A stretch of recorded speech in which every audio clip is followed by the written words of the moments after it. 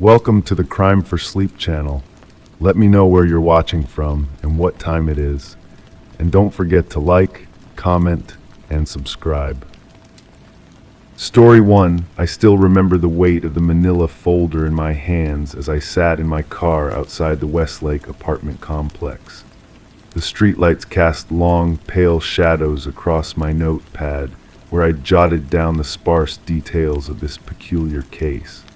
A light mist had settled over the parking lot, softening the edges of reality just enough to make this whole situation feel like something from a half-remembered dream. The apartment had been listed as vacant for years, yet every month the landlord found a rent check neatly folded under his door.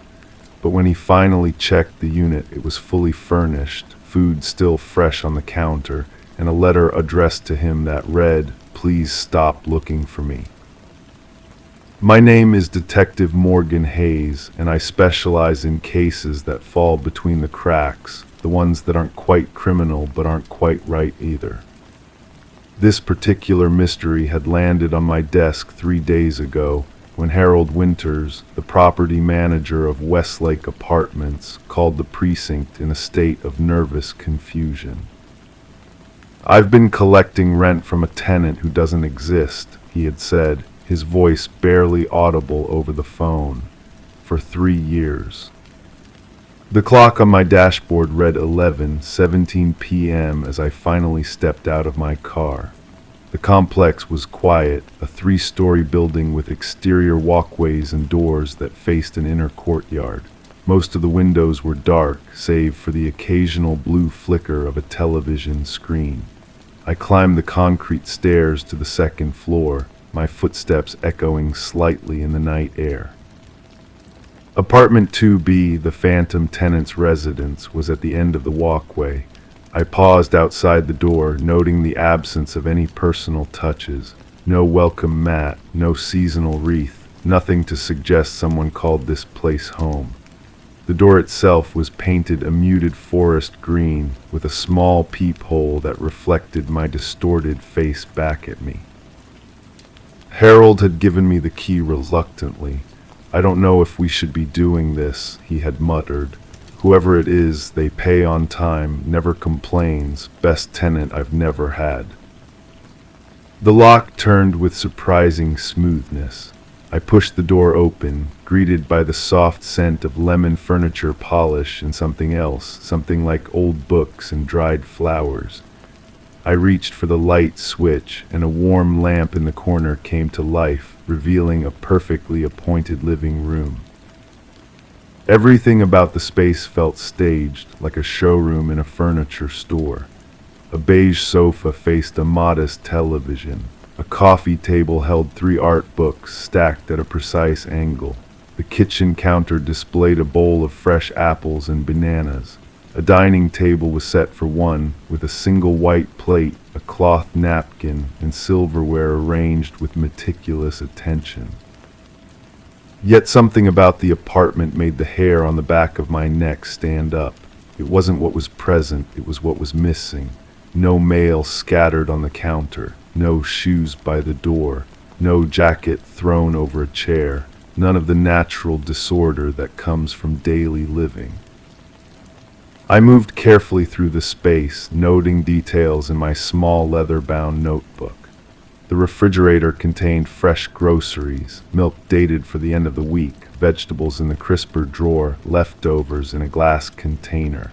The bathroom had a toothbrush standing in a cup, a rolled towel hanging from a ring. The bedroom closet contained neatly arranged clothes, men's clothes, seasonally appropriate in muted colors. But there were no photographs anywhere, no personal mementos, nothing that would identify who lived here. As I stood in the center of the living room, I noticed something I had missed before, a small desk tucked into an alcove near the window. On it sat a typewriter, an actual manual typewriter, with a sheet of paper still loaded in the carriage. I approached it slowly, the floorboards creaking softly beneath my feet. The paper contained a single typed line, I'll be home by the time you finish reading this." A chill ran down my spine despite the comfortable temperature in the apartment. I turned slowly, half expecting to find someone standing behind me. The room remained empty. I returned to my examination of the desk. The drawers slid open silently, revealing meticulous organization, pens arranged by color, paper clips in a small glass dish, stamps in a book. And in the bottom drawer, a stack of rent checks, already filled out for the next 12 months, each dated for the first of the month.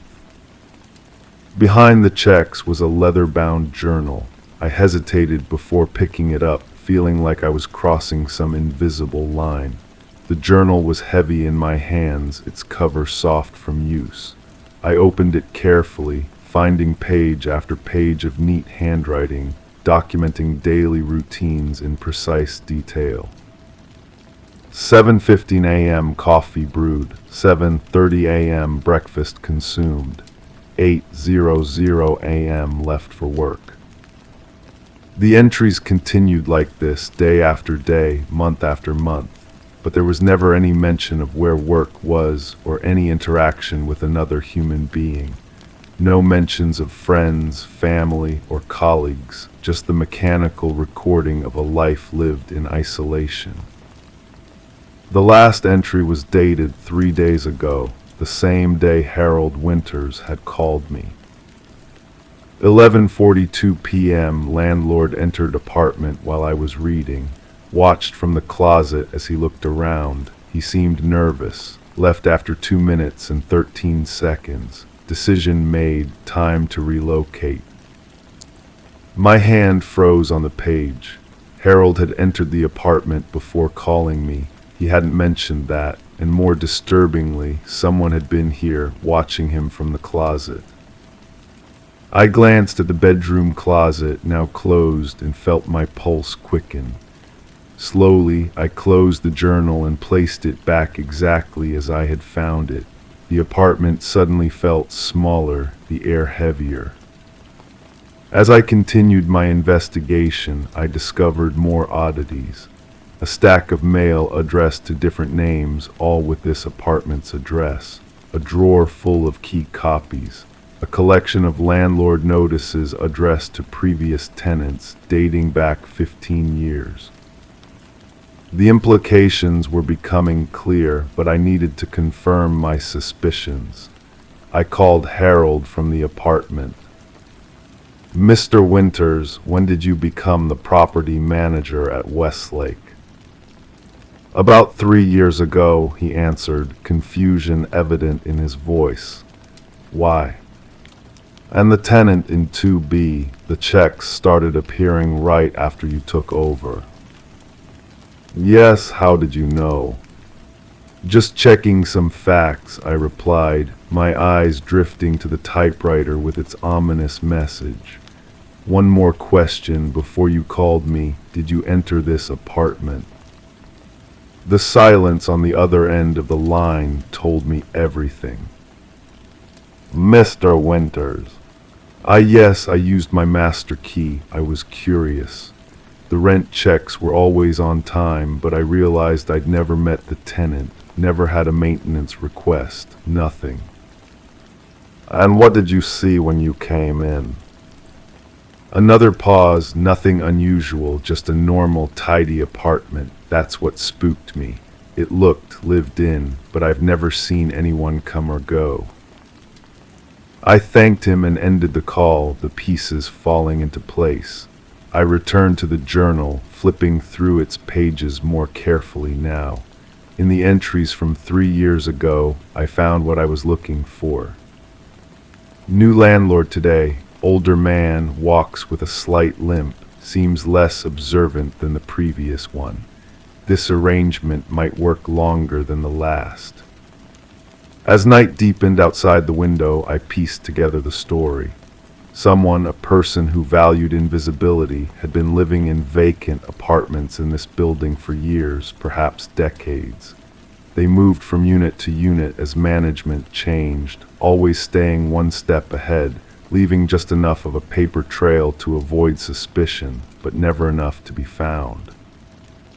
They weren't a ghost, they were a shadow, slipping through the cracks of normal society, existing in plain sight yet completely unseen. I closed my notebook and prepared to leave, knowing I would never find this person.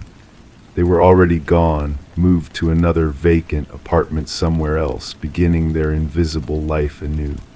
All that remained were the carefully arranged possessions, props in a play about normal life, and the checks that would continue to arrive under someone else's door. As I reached for the light switch, my phone buzzed with a text message. Unknown number. Detective Hayes, thank you for your careful investigation. Please lock the door when you leave, and please stop looking for me. I stood frozen for a moment, then slowly scanned the room one final time. Somewhere someone was watching. Somewhere someone knew exactly who I was and why I was here. I switched off the light and left, locking the door behind me. The phantom tenant's case would remain open but inactive, a mystery without a crime, a puzzle without a solution. And somewhere in the city, in another vacant apartment, a shadow continued its careful, invisible existence, leaving just enough of a trace to be real, but never enough to be found.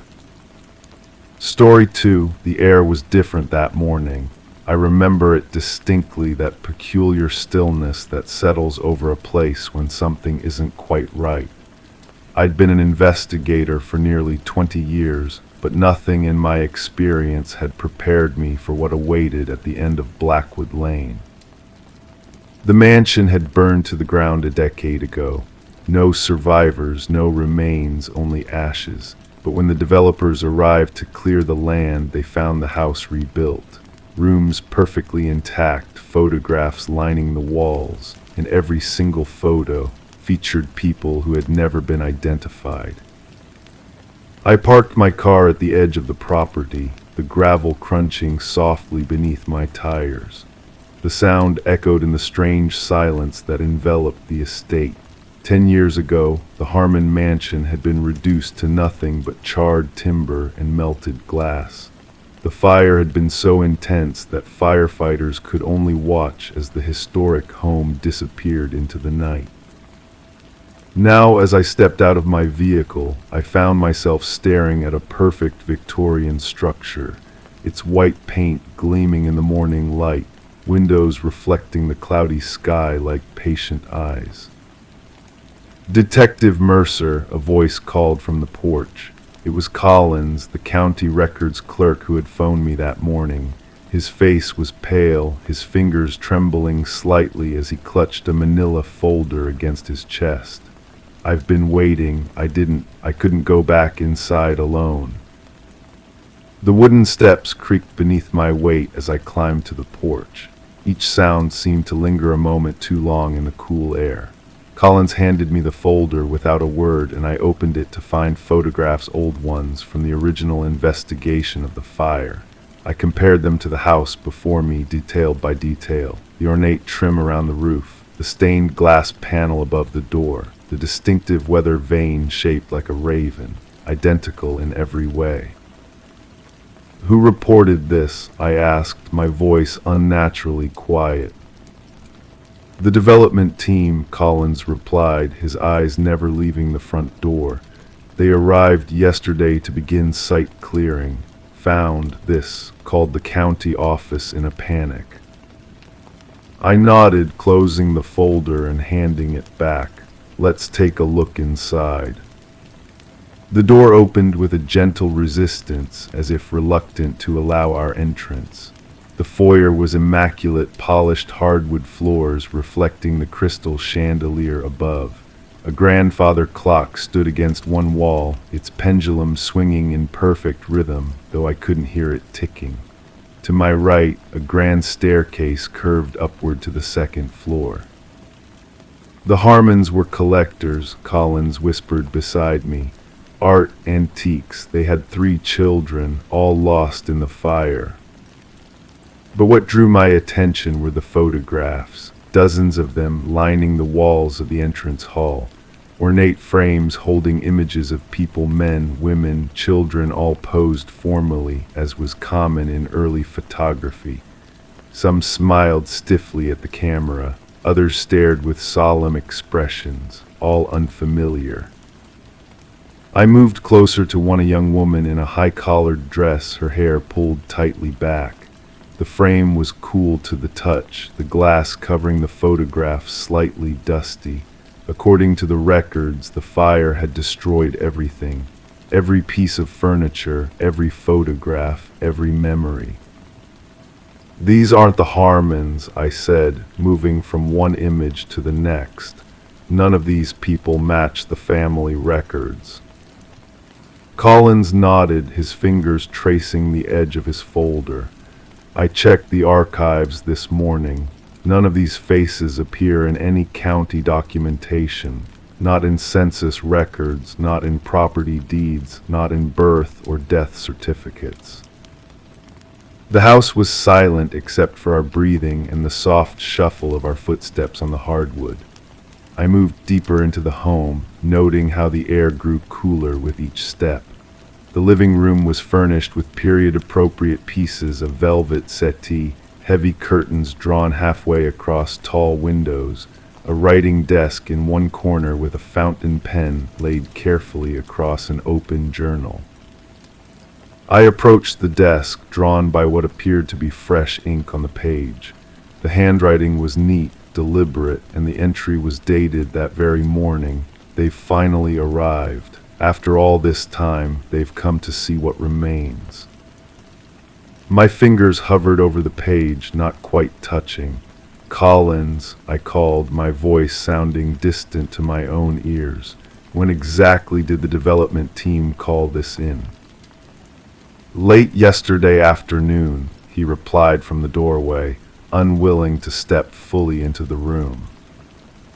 "And no one has been inside since then, you're certain?"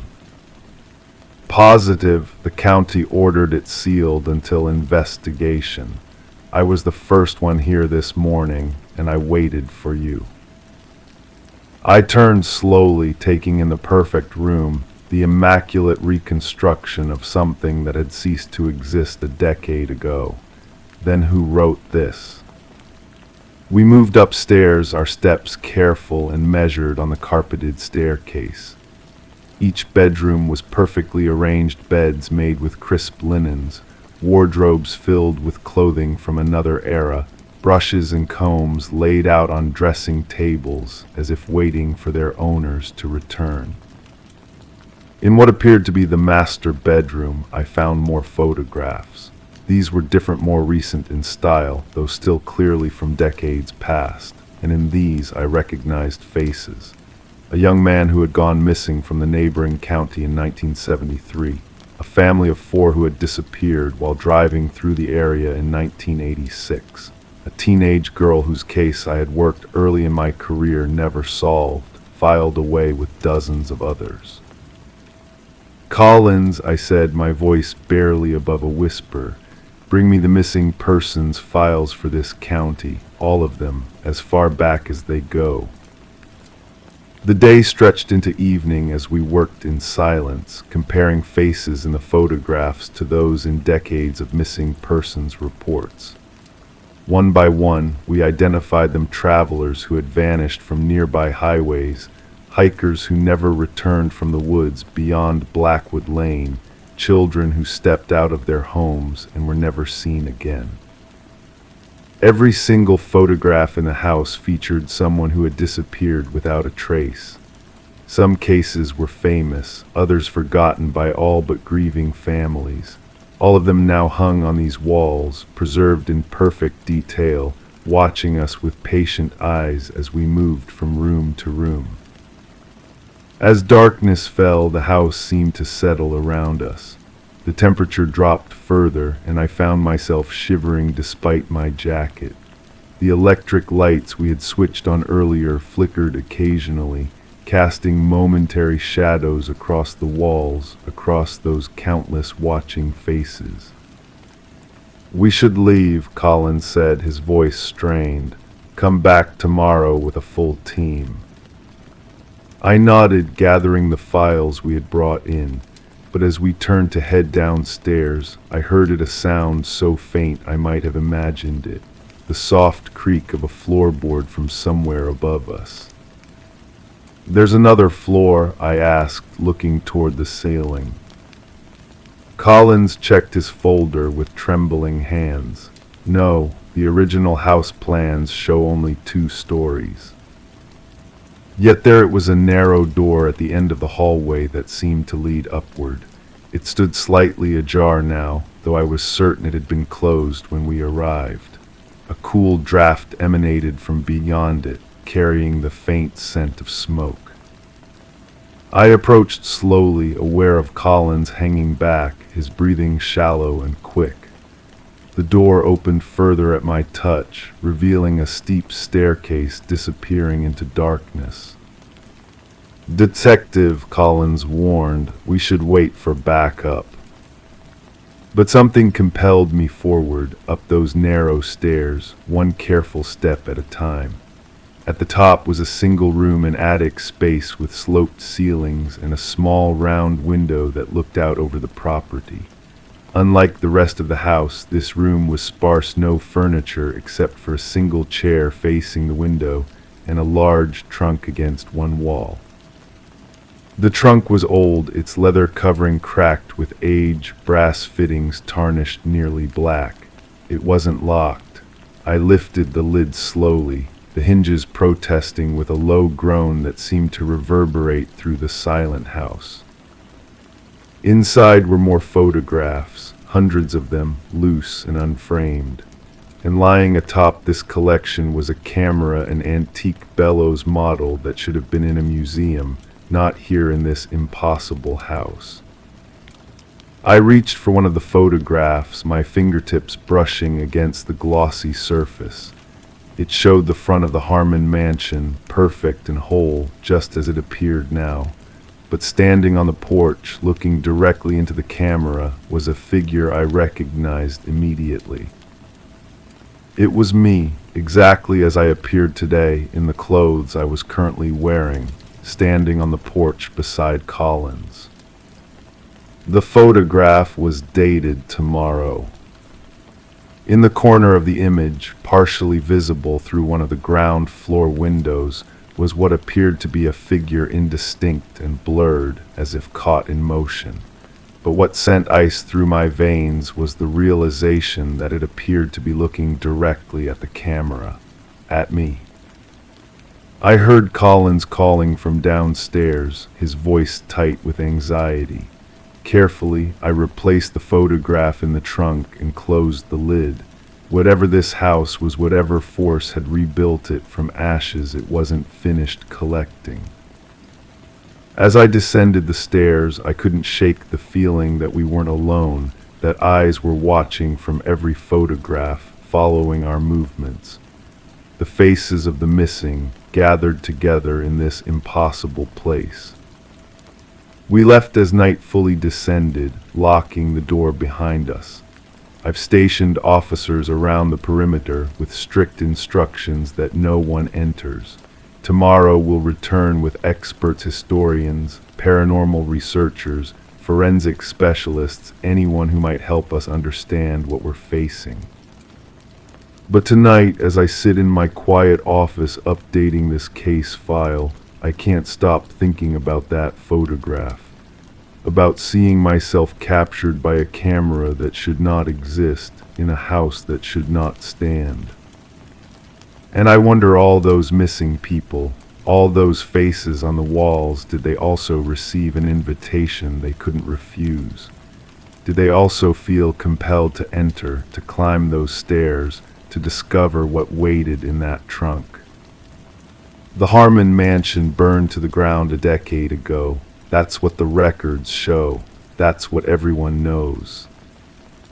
But the house has returned, and I think it's hungry. Story 3. The late afternoon light filtered through the dusty windows of Morgan's books, casting long shadows across worn wooden floors that creaked beneath my feet.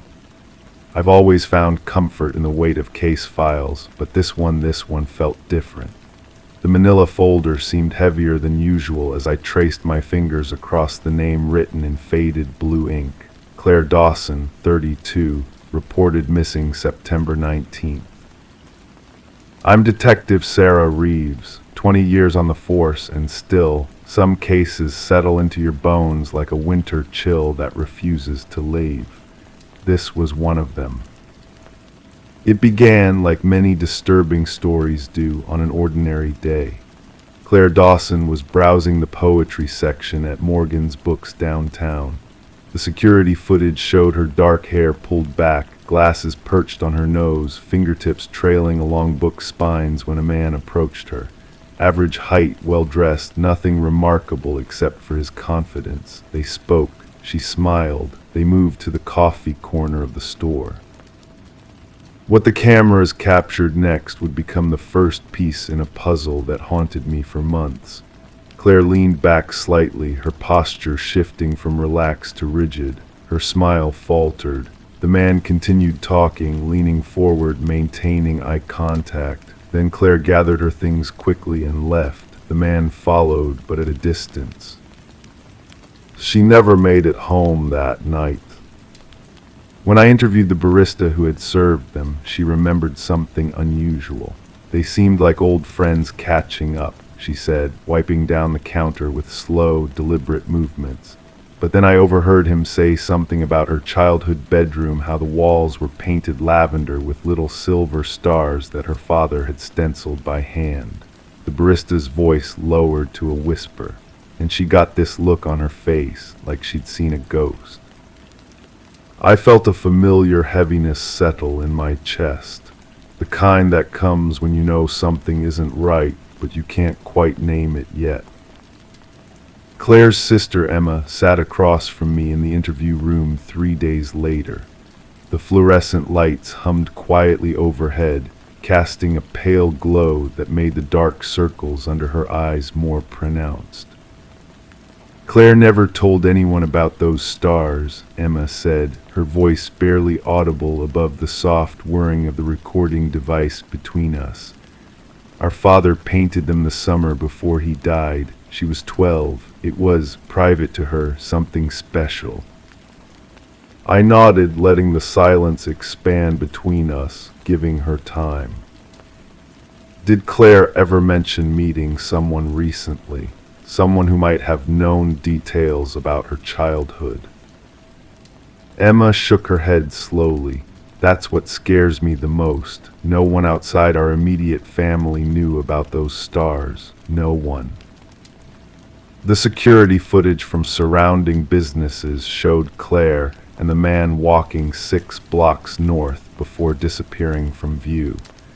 Canvassing the area yielded little until we found a convenience store owner who remembered them. They weren't arguing, he told me as he restocked cigarettes behind the counter with methodical precision.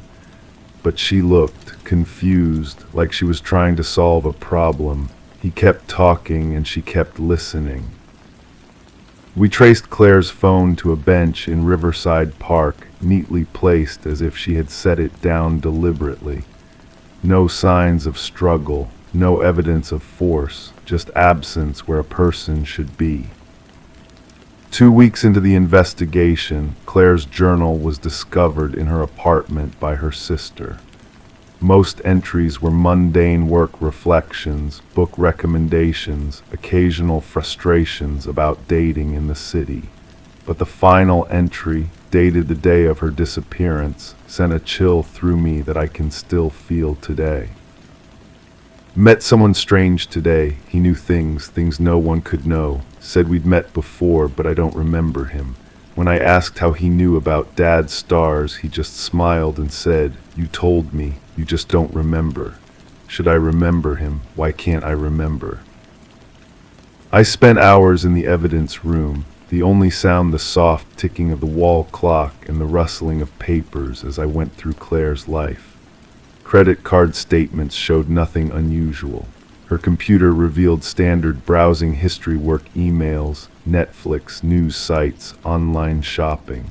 Her calendar noted regular therapy appointments with Dr. Helen Marcus every Tuesday at 4 p.m. Dr. Marcus was reluctant to speak with me until I obtained the necessary court order. Even then, she chose her words carefully, professional ethics clearly weighing on her. Claire had been working through some memory issues, she finally admitted, her office quiet except for the gentle patter of rain against the windows. Nothing clinical, nothing diagnosable, just gaps, moments she couldn't account for.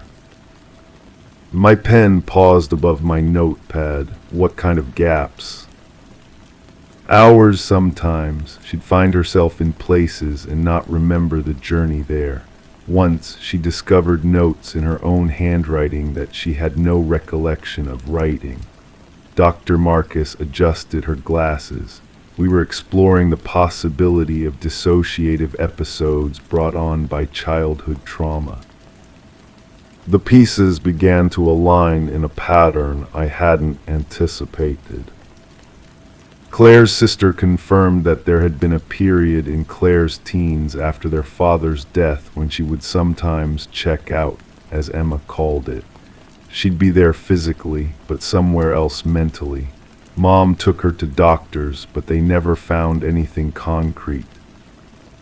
3 weeks after Claire's disappearance, we got our first solid lead. A librarian at the university where Claire occasionally attended poetry readings recognized the man from the security footage.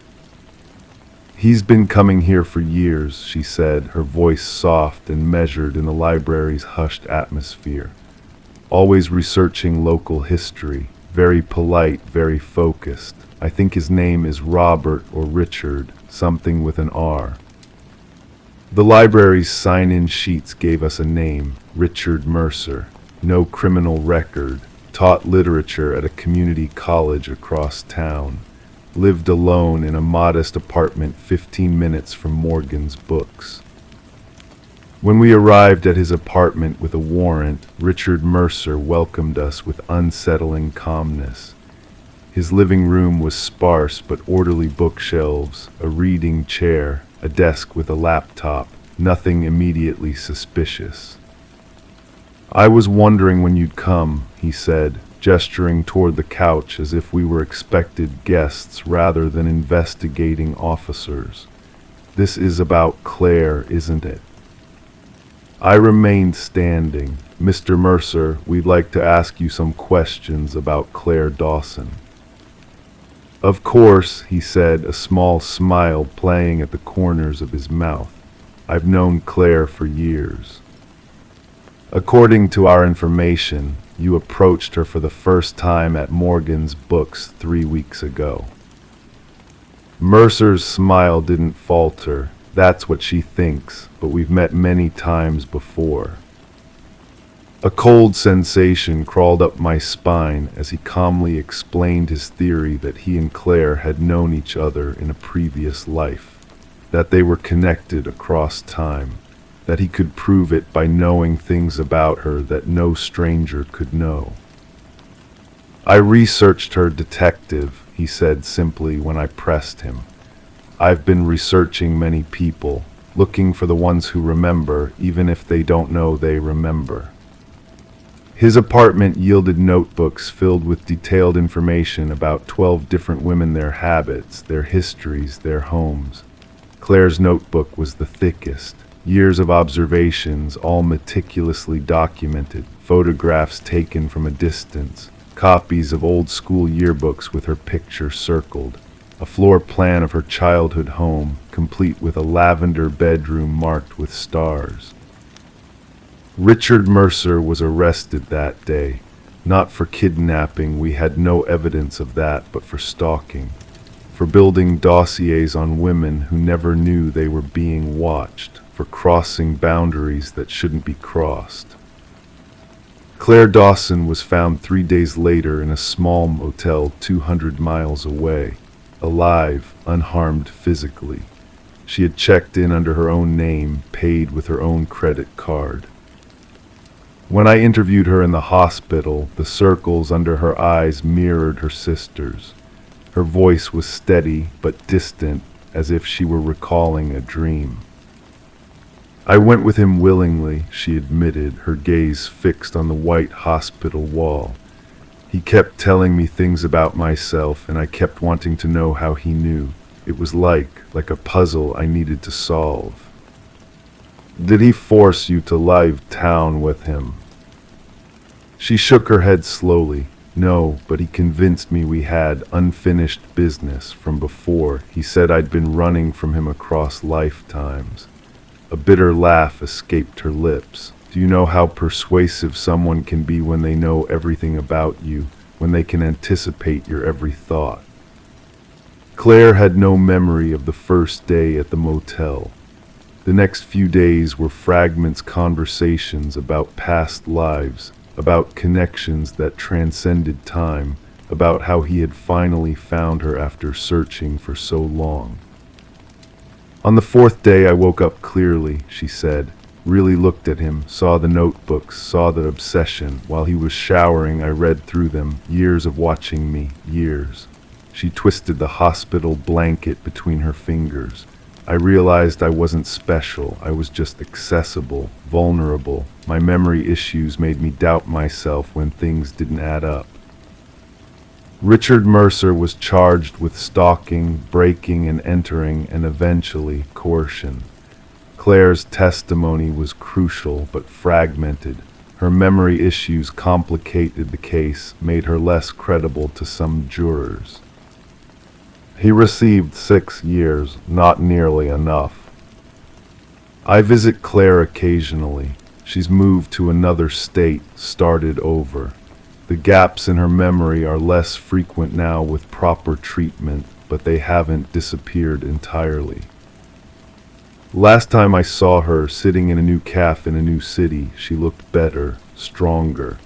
But as I was leaving, she gripped my arm suddenly, her eyes intense.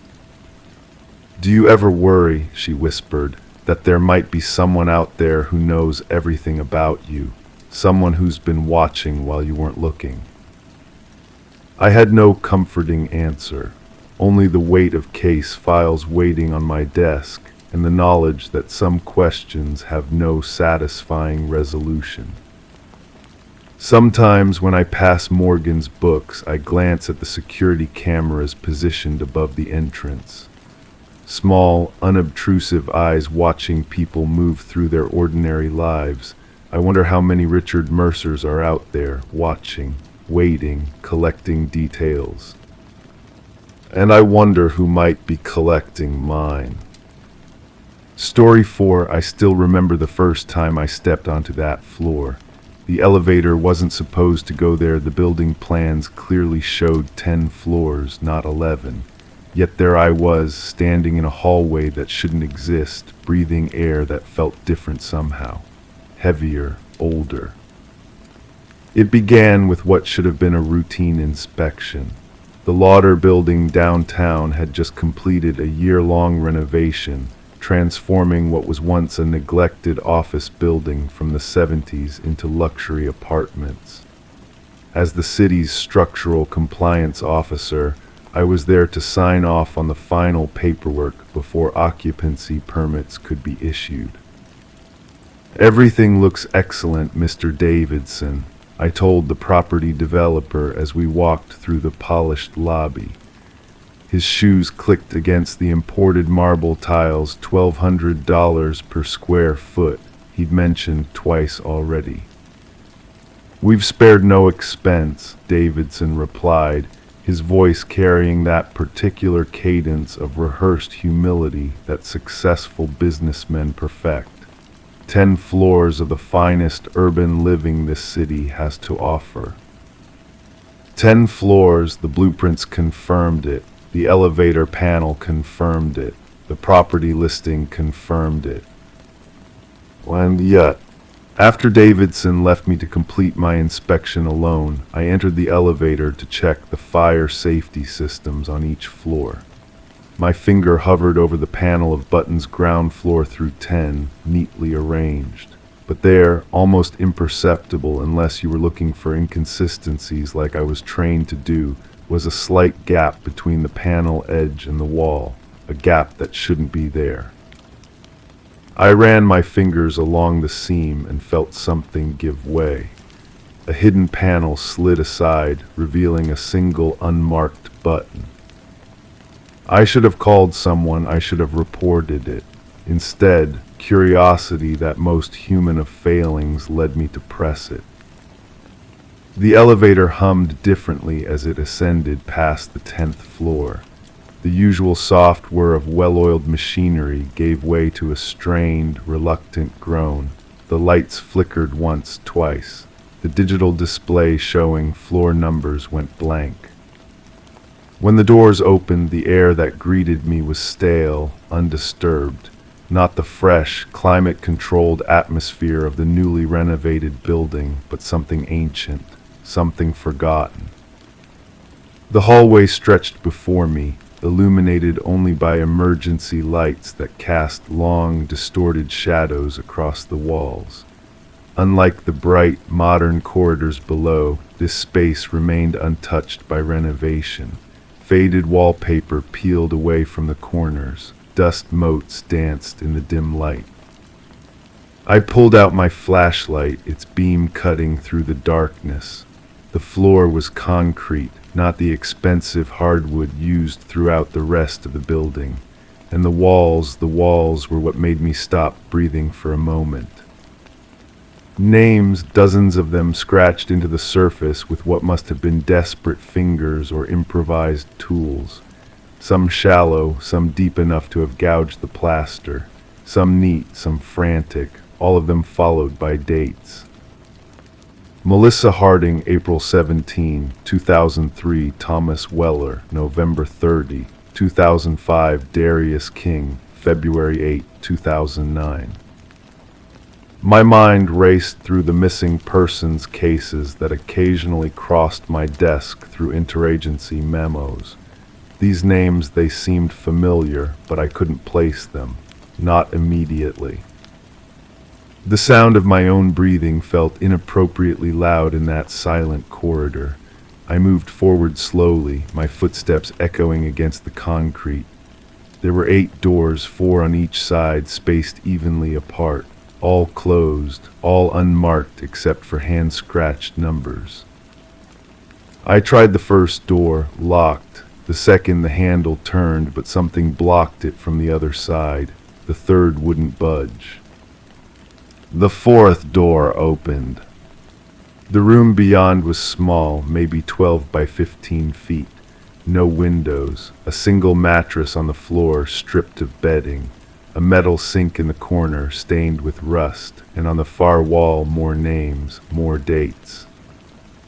I took out my phone to document what I was seeing, but there was no signal. No surprise, really, given that I was standing in a place that wasn't supposed to exist. I backed out of the room, a chill settling between my shoulder blades despite the stuffiness of the air.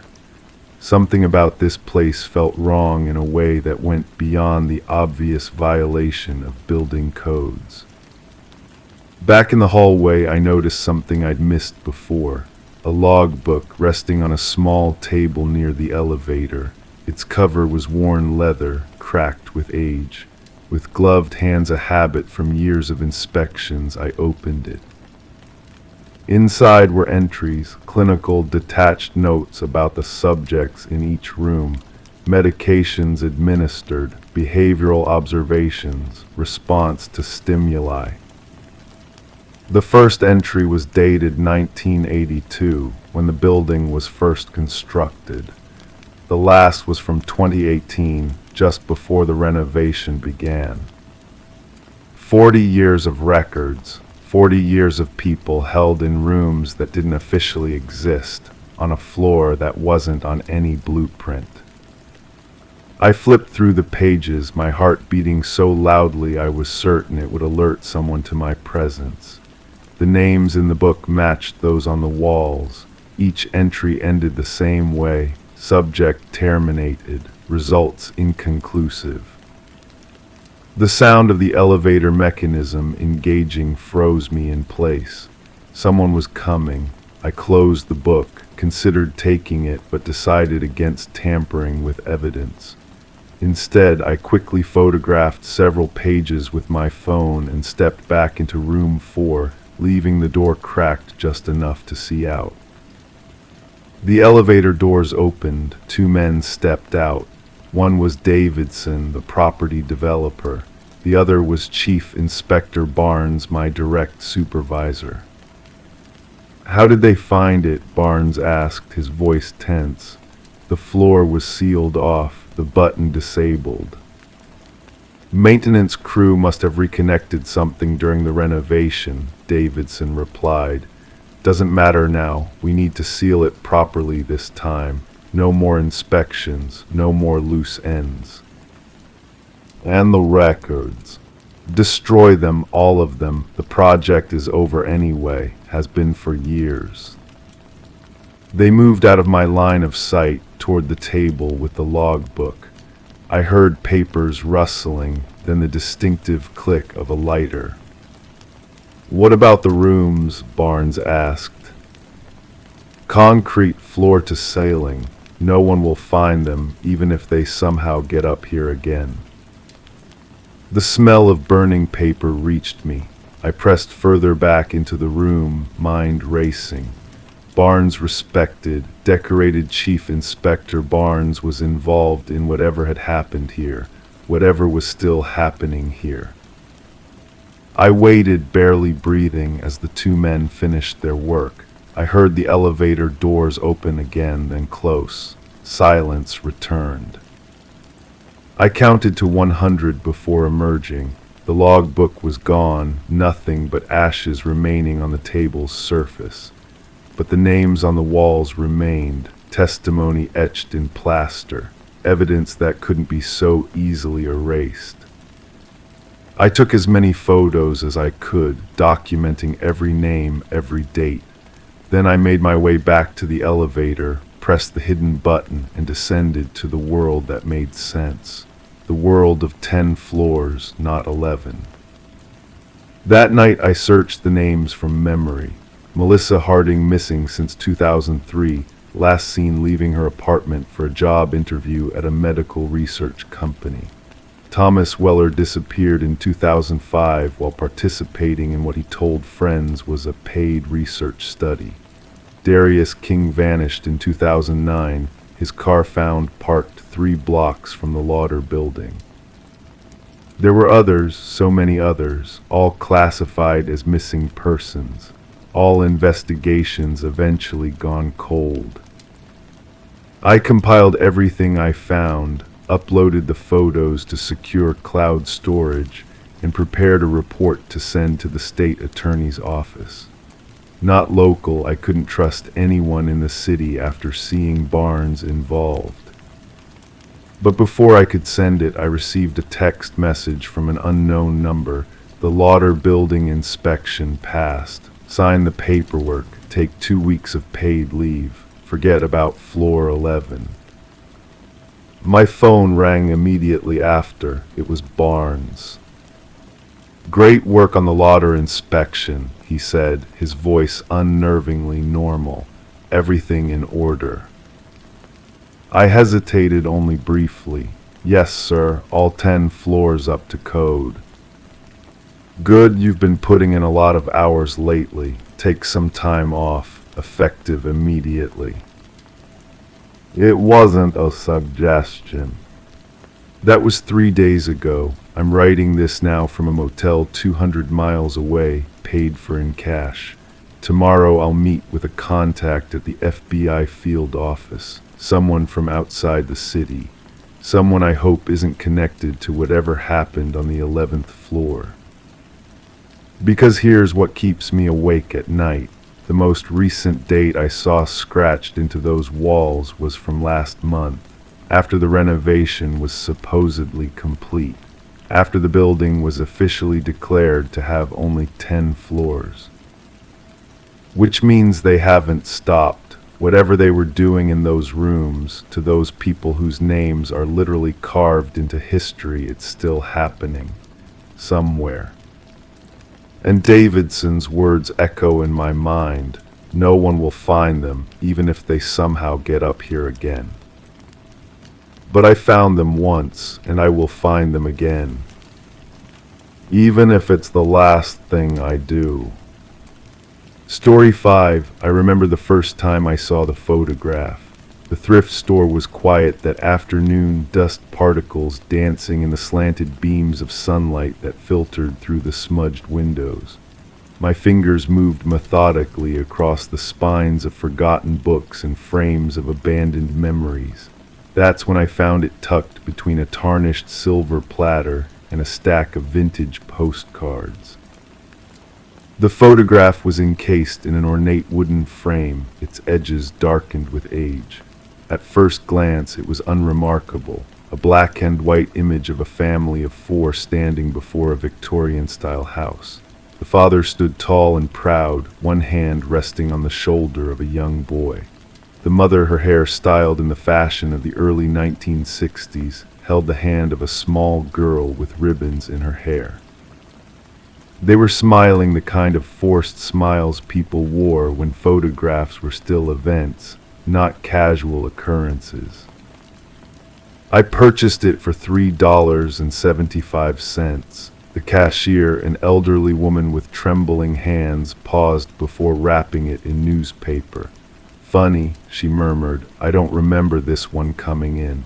But she shrugged and handed me the package, her rheumatic fingers brushing against mine. The paper felt unusually cold. That night I placed the photograph on my bedside table, intending to find a proper place for it in the morning. As I drifted toward sleep, I glanced at it one last time and felt my breath catch. In the dim light cast by my reading lamp, the family looked different. The father's jawline appeared softer, his eyes set wider apart. The mother's hair seemed to hang in a different style.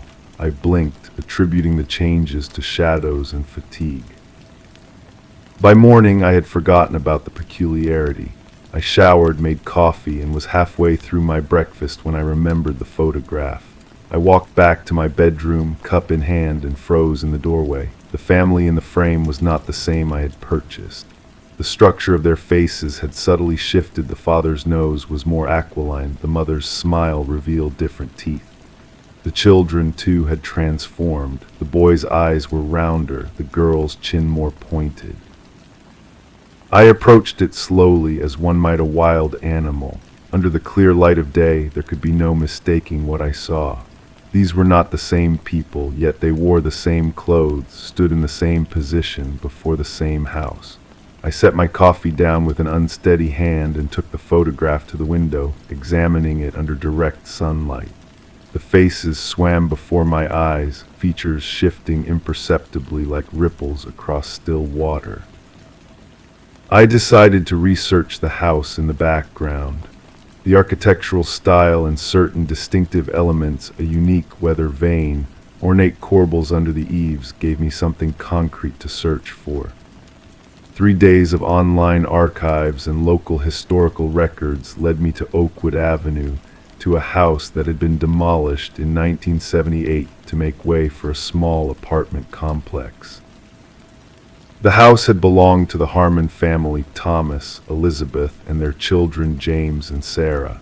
They had lived there from 1958 until 1973, when they had abruptly moved away.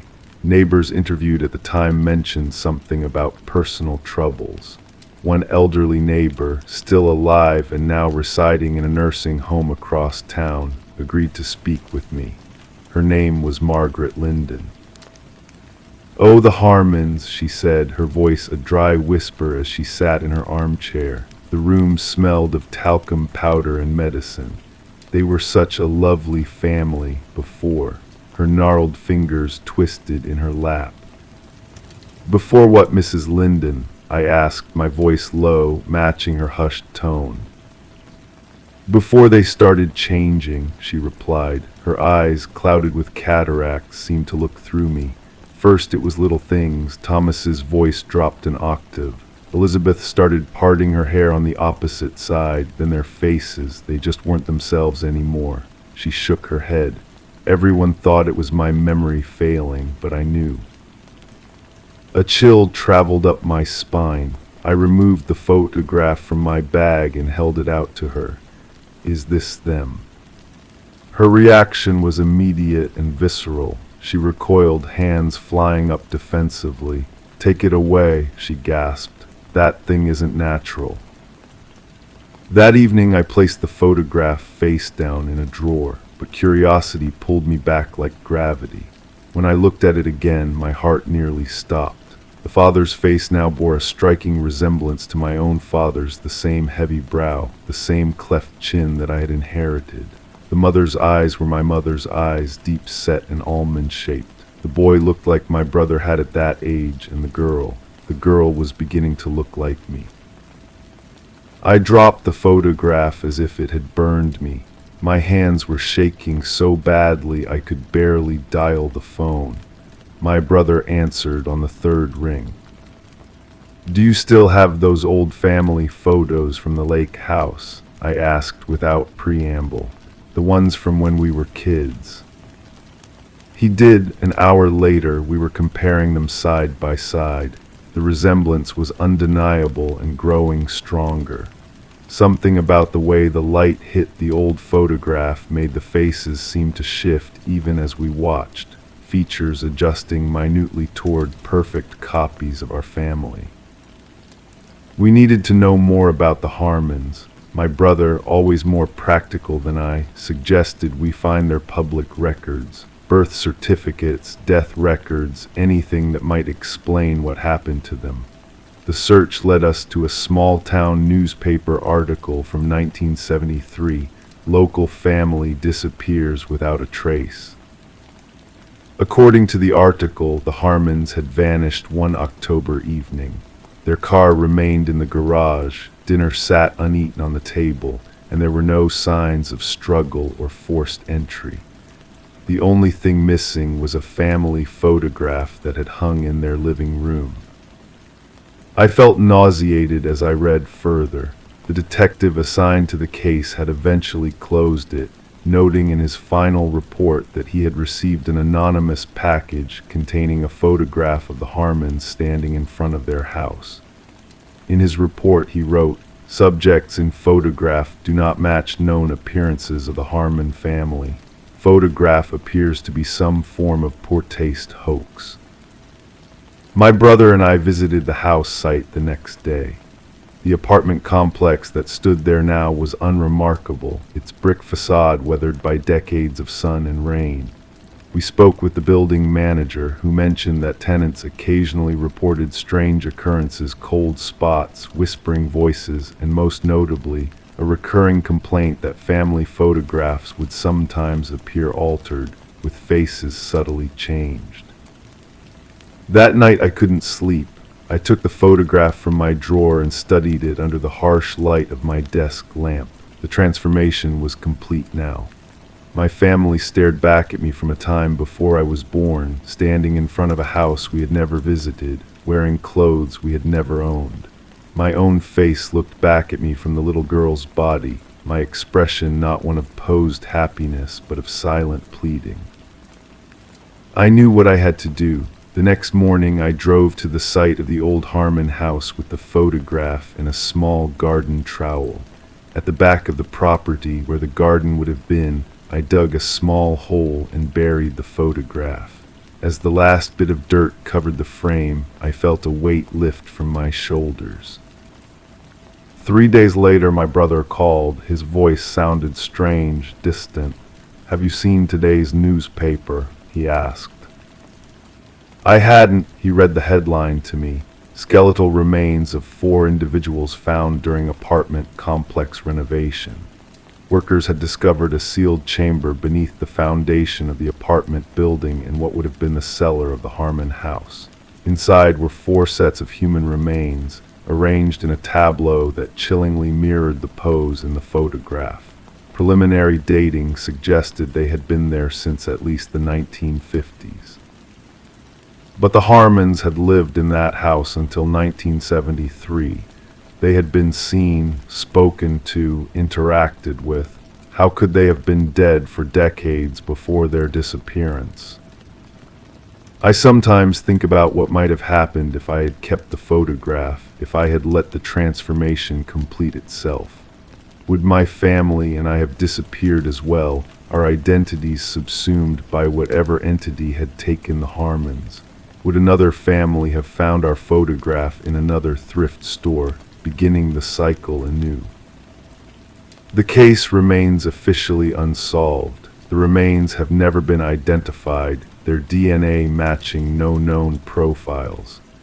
The property has since been condemned, the apartment demolished after multiple tenants reported seeing reflections in windows and mirrors that didn't match the people casting them. As for me, I no longer visit thrift stores. I've taken down most of the photographs in my home. And sometimes, when I catch a glimpse of my reflection in an unexpected place, a darkened window, a puddle of rain, the chrome surface of a toaster, I look away quickly, afraid that the face looking back might not be entirely my own. Because the truth about the Harmons isn't that they disappeared. It's that something else had already replaced them, long before anyone noticed they were gone. Story 6. I remember the first time I heard about the Willoughby case. It was early November, when the days grow shorter and darkness settles over the small town of Millfield like a heavy blanket. The kind of darkness that seems to muffle sounds and make the world feel smaller, more intimate. I was sitting in my office, a converted study in an old Victorian house that the police department rented as an overflow space for cold cases. The radiator in the corner hissed quietly, pushing warm air through the room that smelled of old paper and coffee gone cold. My name is Detective Sarah Michaels, and I specialize in cases that others have given up on. Not because I'm particularly brilliant, but because I have a patience that most of my colleagues lack. I believe that time reveals truth if you know how to listen. The Willoughby file had been sitting on my desk for 3 days before I opened it. Sometimes I do that, let a case breathe before diving in. It helps me approach it without the urgency that often blinds initial investigators. The manila folder was thin, which usually means there's not much to go on. Missing person cases are like that. People vanish, leaving behind more questions than evidence. Eleanor Willoughby, age 42, disappeared from her Victorian home on Maple Street 18 months ago. No signs of forced entry, no evidence of violence, just gone. The case notes indicated that her husband, Thomas, reported her missing after returning from a business trip to find their home empty, meals uneaten in the refrigerator, her car in the garage. I flipped through the statements with deliberate slowness, letting each detail settle in my mind. Thomas Willoughby, a financial consultant who traveled frequently. Neighbors who described the couple as private but cordial. No children, no pets, a life that seemed to generate few ripples in the community pond. What caught my attention was a single line in the initial officer's report. Husband mentioned the attic phone had been disconnected for years, but recently showed signs of use. That evening I drove to the Willoughby residence. The house stood tall against the darkening sky, its gabled roof and ornate trim casting intricate shadows across the front lawn. Thomas Willoughby answered my knock with the weary politeness of a man who had answered too many questions without receiving any answers in return. "Another detective?" he asked, his voice neither hopeful nor dismissive, just tired. "I've been assigned to review Eleanor's case," I explained. "I know you've been through this before, but sometimes fresh eyes notice different things." He invited me in with a small gesture, and I followed him through the foyer into what once must have been a warm living room. Now it felt preserved, like a museum of a life interrupted. Everything was clean but untouched, as if waiting for someone to return and bring it back to life. Can you tell me about the phone in the attic? I asked after we'd covered the standard questions. Thomas paused, his fingers tapping slowly against his knee. That was strange, he admitted. We had an old rotary phone up there from the previous owners. It hadn't worked in years. The line was disconnected long before we bought the house. Alina used the attic as a sort of home office, but she had her cell phone and a modern cordless for work calls. But something changed.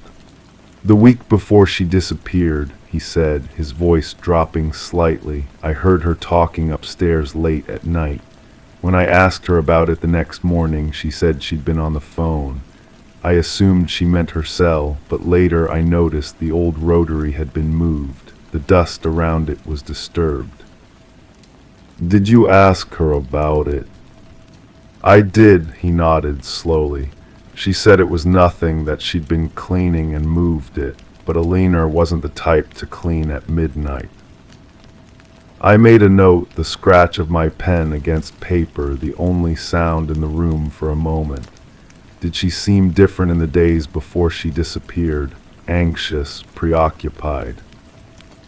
Alina was always good at hiding her feelings, Thomas said after a moment's consideration. But yes, looking back, she was distant, checking the time more often, jumping slightly when her phone would ring. Small things I didn't think much about until she was gone. Would it be possible for me to see the attic? I asked. The wooden stairs to the attic creaked under our weight, announcing our ascent into the space that had been Alina's retreat. Unlike the rest of the house, the attic showed signs of abandonment. Dust had gathered on the surfaces, and the air felt stale. A small desk sat under the dormer window, a chair pushed neatly against it, and there, on a small side table, sat the rotary phone Thomas had mentioned. It was an antique piece, black, with a heavy handset and a circular dial that had yellowed with age. The cord coiled in a neat spiral, connecting to a wall jack that looked equally outdated. You said this line was disconnected, I asked, moving closer to examine it. Years ago, the phone company doesn't even service these old lines anymore. I lifted the handset, expecting silence. Instead, I heard the faint hum of an active line. Thomas must have noticed my expression change. What is it? He asked, stepping closer. It's connected, I said, replacing the handset gently in its cradle. Do you mind if I have our technical team come take a look at this? Thomas agreed, and I spent another hour examining the attic, the desk drawers containing neatly organized papers, the bookshelf with volumes on local history, the small box of mementos that seemed to trace Alina's life before Millfield. Nothing immediately struck me as unusual, but experience had taught me that normalcy is often the best disguise for secrets. 2 days later, the technical report landed on my desk. The phone line had indeed been reconnected approximately 1 month before Alina's disappearance. The service was paid for with prepaid cards, making it difficult to trace. Most interestingly, call records showed regular calls to the line from various payphones around the state, payphones that should have been as obsolete as the rotary itself. I returned to the Willoughby house with these findings, but Thomas seemed genuinely confused. I never knew, he insisted. Alina never mentioned reconnecting that line. Why would she need a secret phone? Why indeed? The question lingered as I continued my investigation. Alina's cell phone records showed nothing unusual: calls to her husband, her workplace, a few friends who had already been interviewed. Her computer, examined during the initial investigation, contained nothing suspicious. It was while re-interviewing Alina's closest friend, a woman named Claire Jenkins, that I found the first real thread to pull. She mentioned hearing things, Claire said, her hands wrapped around a mug of tea as we sat in her sunlit kitchen. About a month before she disappeared, she laughed it off, said the old house was playing tricks on her. What kind of things? I prompted gently. Her own voice, Claire said, looking up from her tea.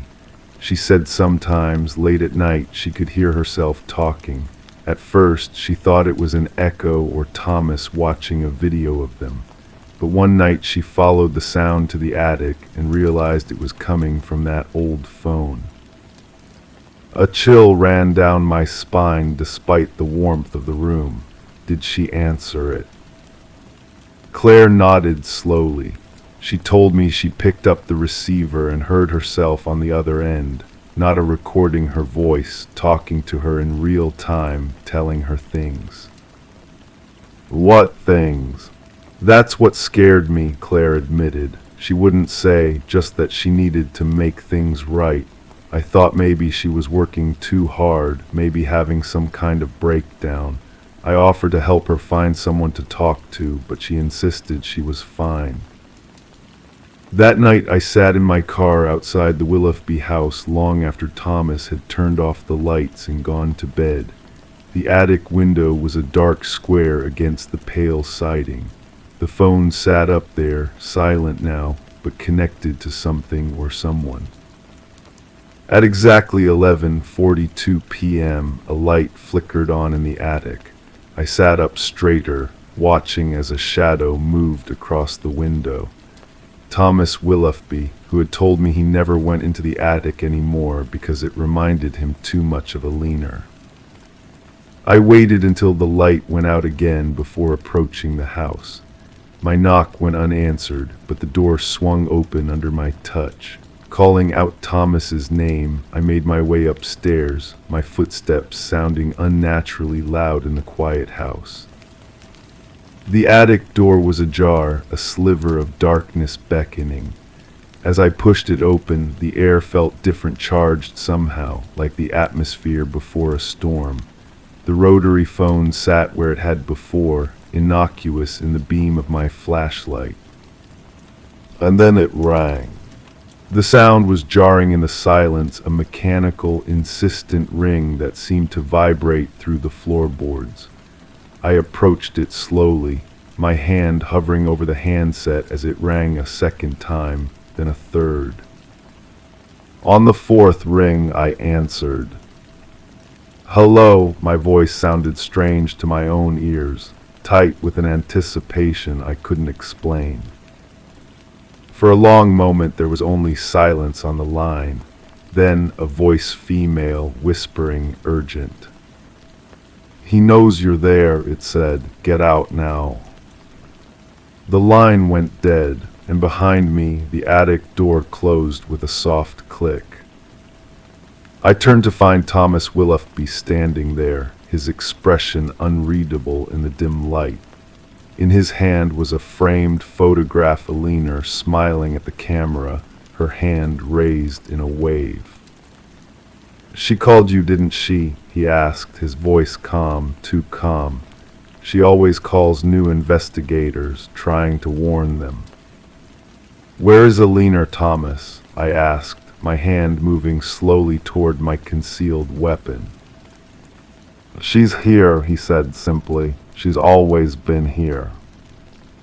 Later, forensic teams would discover Leaner Willoughby's remains sealed behind a false wall in the attic, hidden beneath layers of new drywall and paint. The coroner estimated she had been dead for 18 months since the day she was reported missing. The case file now includes detailed reports of the evidence found in the attic. Leaner's blood under the floorboards despite Thomas's meticulous cleaning. Fibers from the cord of the rotary phone matched to ligature marks on her neck, Thomas's fingerprints on both. What it doesn't explain, what it can't explain, is the phone calls. The line was indeed connected, but no calls were registered on the days I or the previous detective visited. The technicians who removed the phone found it was functional but could only receive calls, not make them. I still think about that voice sometimes in the quiet hours of the night. The voice that sounded like Eleanor Willoughby, calling from a phone that shouldn't have worked, trying one last time to be heard. And I wonder, as I sit beside my own phone, waiting for it to ring, is justice enough to silence the calls from beyond? Story 7. I remember the first time I heard about the case. Rain tapped gently against the windows of my office, creating a soft, rhythmic soundtrack to the stack of manila folders spread across my desk. Each one contained fragments of lives interrupted, photographs, statements, evidence logs, but this particular file caught my attention in a way others hadn't. The label read simply, 672 Willow Lane, Unexplained Rooms. The real estate agent had sold the property as a simple 2-bedroom house, but the new owners kept discovering new rooms, each one fully furnished, each one with photographs of them they had never taken. The Marshalls, David and Sarah, had moved to Cedar Grove seeking the quiet life that suburbs promise. Both in their mid-30s, they'd saved for years to leave their cramped city apartment.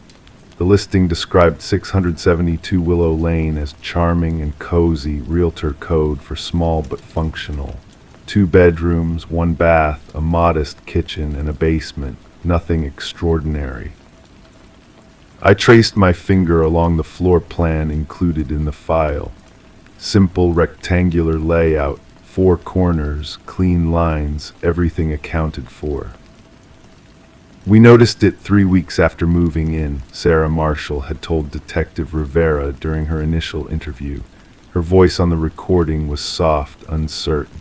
David was hanging a mirror in the hallway. He dropped a screw and it rolled toward the wall when he went to retrieve it. A pause, the sound of a deep breath. The wall just gave way like a door, and there was another room behind it. The room was fully furnished, a study with a mahogany desk, leather chair, and floor-to-ceiling bookshelves. Nothing unusual except for its existence and the framed photograph sitting prominently on the desk. David and Sarah at a beach they had never visited, smiling at the camera. I studied the photograph included in the evidence packet. Their smiles looked genuine. The sunlight caught the spray of ocean behind them. David's arm was draped casually around Sarah's shoulders. By all appearances, a happy memory, except neither of them remembered it ever happening. The forensic analysis confirmed the photograph wasn't digitally altered. The paper was high quality, the frame expensive. The date stamp on the back read 6/17, 3 years before they had even purchased the house. "We thought it was some elaborate prank," David explained in his statement. "Maybe the previous owners or the real estate company trying to be welcoming, I guess, though it was a strange way to go about it." The previous owners, the Hendersons, denied any knowledge of hidden rooms or planted photographs. They had lived in the house for 12 years and insisted the layout had never changed.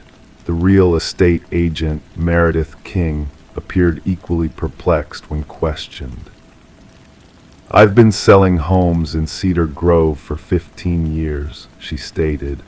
"I would have noticed an extra room. The inspection didn't reveal anything unusual about the property's structure." 2 weeks after discovering the study, the Marshalls found another room. This one appeared when Sarah was cleaning. She leaned against a section of kitchen wall while reaching for a fallen sponge, and the wall rotated inward, revealing a nursery. A fully decorated nursery with pale yellow walls, a white crib, stuffed animals arranged neatly on shelves, and a mobile hanging from the ceiling. On the changing table sat another photograph, Sarah, visibly pregnant, with David kneeling beside her, his hand on her belly. Sarah had never been pregnant. The file contained a medical report confirming this fact. No pregnancies, no miscarriages, no children. The couple had been discussing starting a family, but hadn't yet begun trying to conceive. I ran my fingers over the police sketch of the house, now annotated with the 2 additional rooms that shouldn't exist. The structural integrity of the house made no sense with these additions. They overlapped with the neighbor's property line. They extended into space that from the outside simply wasn't there. The engineering report concluded, the additional rooms cannot exist within the physical constraints of the property, yet they did. The 3rd room appeared a month later. David was home alone, trying to fix a persistent draft in their bedroom. He moved the dresser to check for cracks in the baseboard and found another door, this one leading to a teenager's bedroom. Posters on the walls, a laptop on the desk, school textbooks stacked on a shelf. The room contained scattered sports trophies, all engraved with the name Ethan Marshall.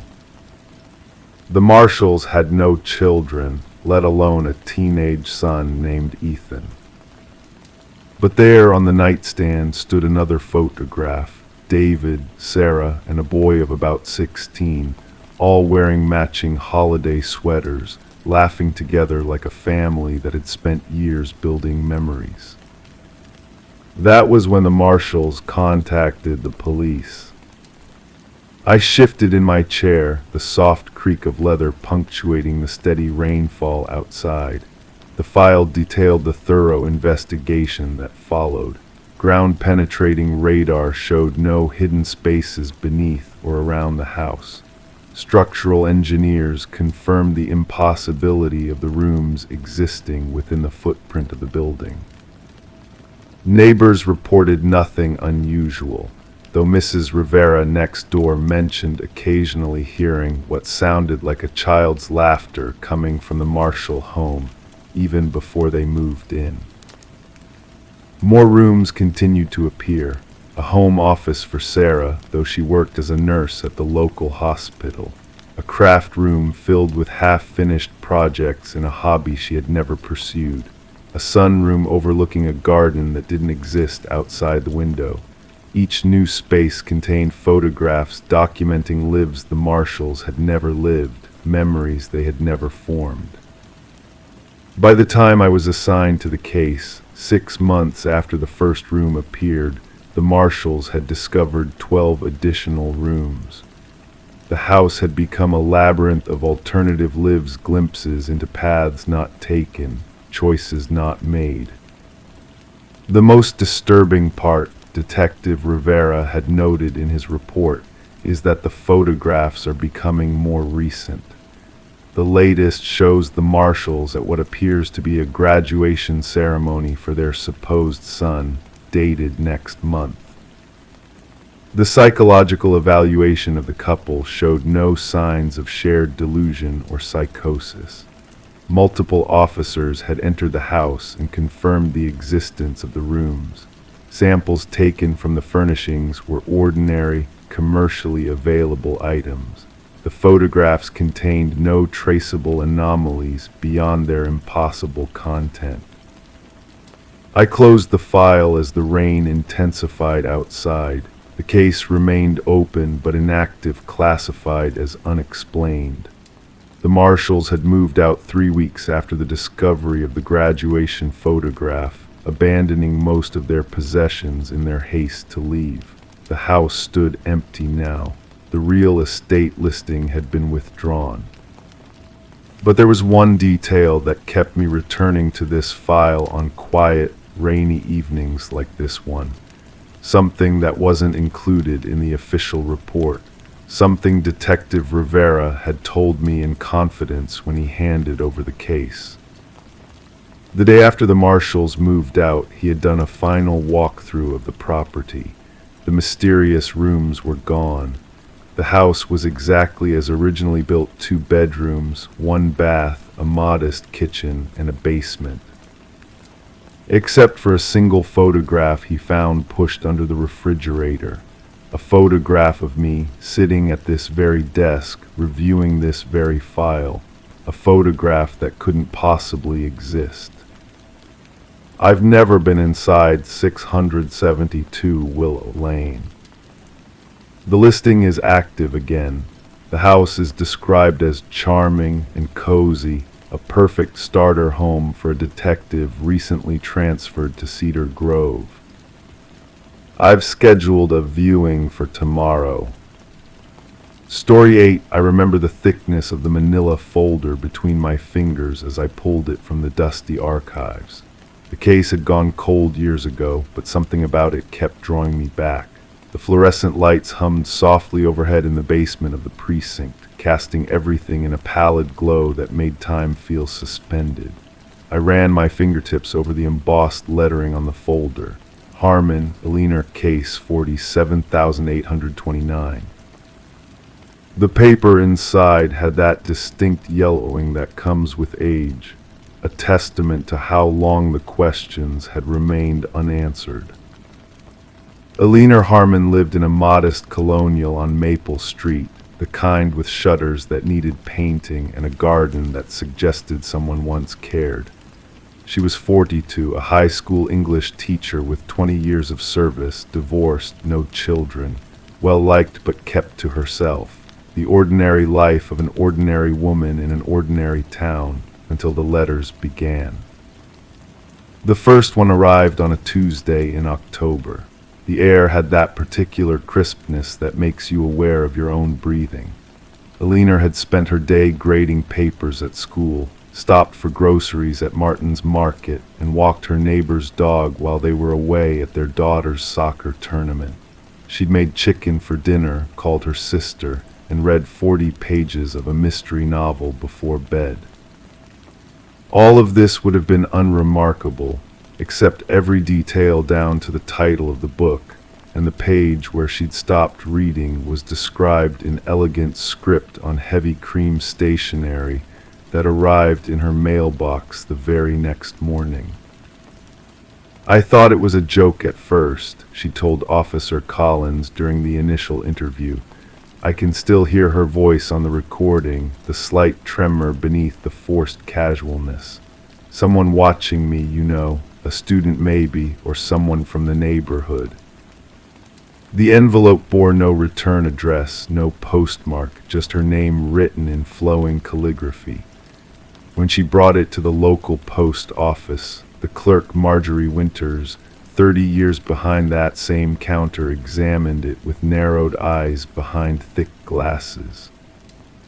"This letter was never sent, Ms. Harmon," she said, "at least not through us." I spread the evidence photos across the table. The envelope itself was cream-colored, expensive stock. The seal on the back was dark red wax with no imprint. The handwriting inside was analyzed by 3 different experts who all concluded it was written with a fountain pen, real ink, by someone with excellent penmanship. No fingerprints except Eliner's. No DNA except a partial that matched no one in any database. The second letter came 3 days later. Again, it detailed her movements from the previous day with unsettling precision. The third arrived after just 2 days. By the fourth letter, Eliner had installed security cameras around her property. The footage showed nothing. No one approached her mailbox in the night. Yet each morning there was another letter, as if materialized from the ether. "We've been watching your house for 5 days straight," Detective Marshall told her on the recording. His voice had that forced confidence that comes when you're trying not to show concern. "Nobody's been near your mailbox. Nobody." I sipped lukewarm coffee from a styrofoam cup as I stared at the photographs. The soft ticking of the wall clock kept me company in the silent archive room. 6 letters spread before me like fragments of a puzzle that refused to form a coherent picture. The 7th letter was different. I held it carefully by the edges, though it had been dusted for prints years ago. "Tomorrow you will receive a package," it read. "Do not open it. Do not tell anyone about it. Place it under the oak tree in Riverside Park at midnight. If you fail to do this, everyone will know what you did 17 years ago." The recording of Eleanor's voice became different after this letter. There was a hollowness to it, a resignation. "I don't know what it's talking about," she insisted to Detective Marshall. The slight uptick in her voice suggested otherwise. "I didn't do anything 17 years ago." The package arrived as promised, a small box wrapped in brown paper, no larger than a hardcover book. Eleanor, against instructions, brought it directly to the police station. When they opened it, they found a single photograph inside. The image showed a much younger Eleanor standing next to a man. His face had been burned out of the picture with what forensics determined was a cigarette. Eleanor's hands trembled as she looked at it. "I don't remember this," she whispered. The audio picked up the sound of her fingernails tapping nervously against the metal table. "I don't know who that is." Detective Marshall didn't believe her. Neither did I, listening to the recording years later. There's a certain quality to a lie told by someone who is genuinely afraid it comes out too smooth, too rehearsed, as if they've been preparing for this moment. The letters stopped after that. For 3 weeks, nothing appeared in Eleanor's mailbox. The surveillance continued for 2 of those weeks before resources were redirected to more pressing cases. Eleanor expressed relief, told the department she believed whoever was behind it had given up. Then came the night of November 17th. Temperature dropped to near freezing, the kind of clear night where sound travels further than it should. At 11:42 p.m., Eleanor Harmon called 911. "There's someone in my house," she whispered into the phone. The recording captures the terror in her voice, the shallow breathing. "They left another letter on my pillow. I was asleep. Please hurry." Officers arrived 8 minutes later. The front door was locked from the inside. They had to break it down. They found no signs of forced entry anywhere in the house. No footprints in the soft earth around the windows. No one hiding in closets or under beds. They did find a letter on Eleanor's pillow, written in the same elegant handwriting on the same expensive stationery, but Eleanor was gone. The letter read, "Now everyone will know." The search for Eleanor Harmon lasted 6 months. Her face appeared on posters throughout 3 counties. Her sister made tearful pleas on local news. The case file grew thicker with leads that went nowhere, tips that fizzled out, theories that collapsed under scrutiny. Then, on a rainy April morning, a package arrived at the police station addressed to Detective Marshall. Inside was Eleanor's driver's license and a final letter in that same handwriting. "She's where she belongs now, where she put him 17 years ago."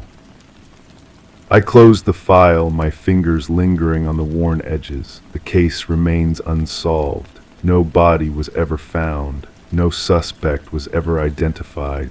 The handwriting analysis led nowhere.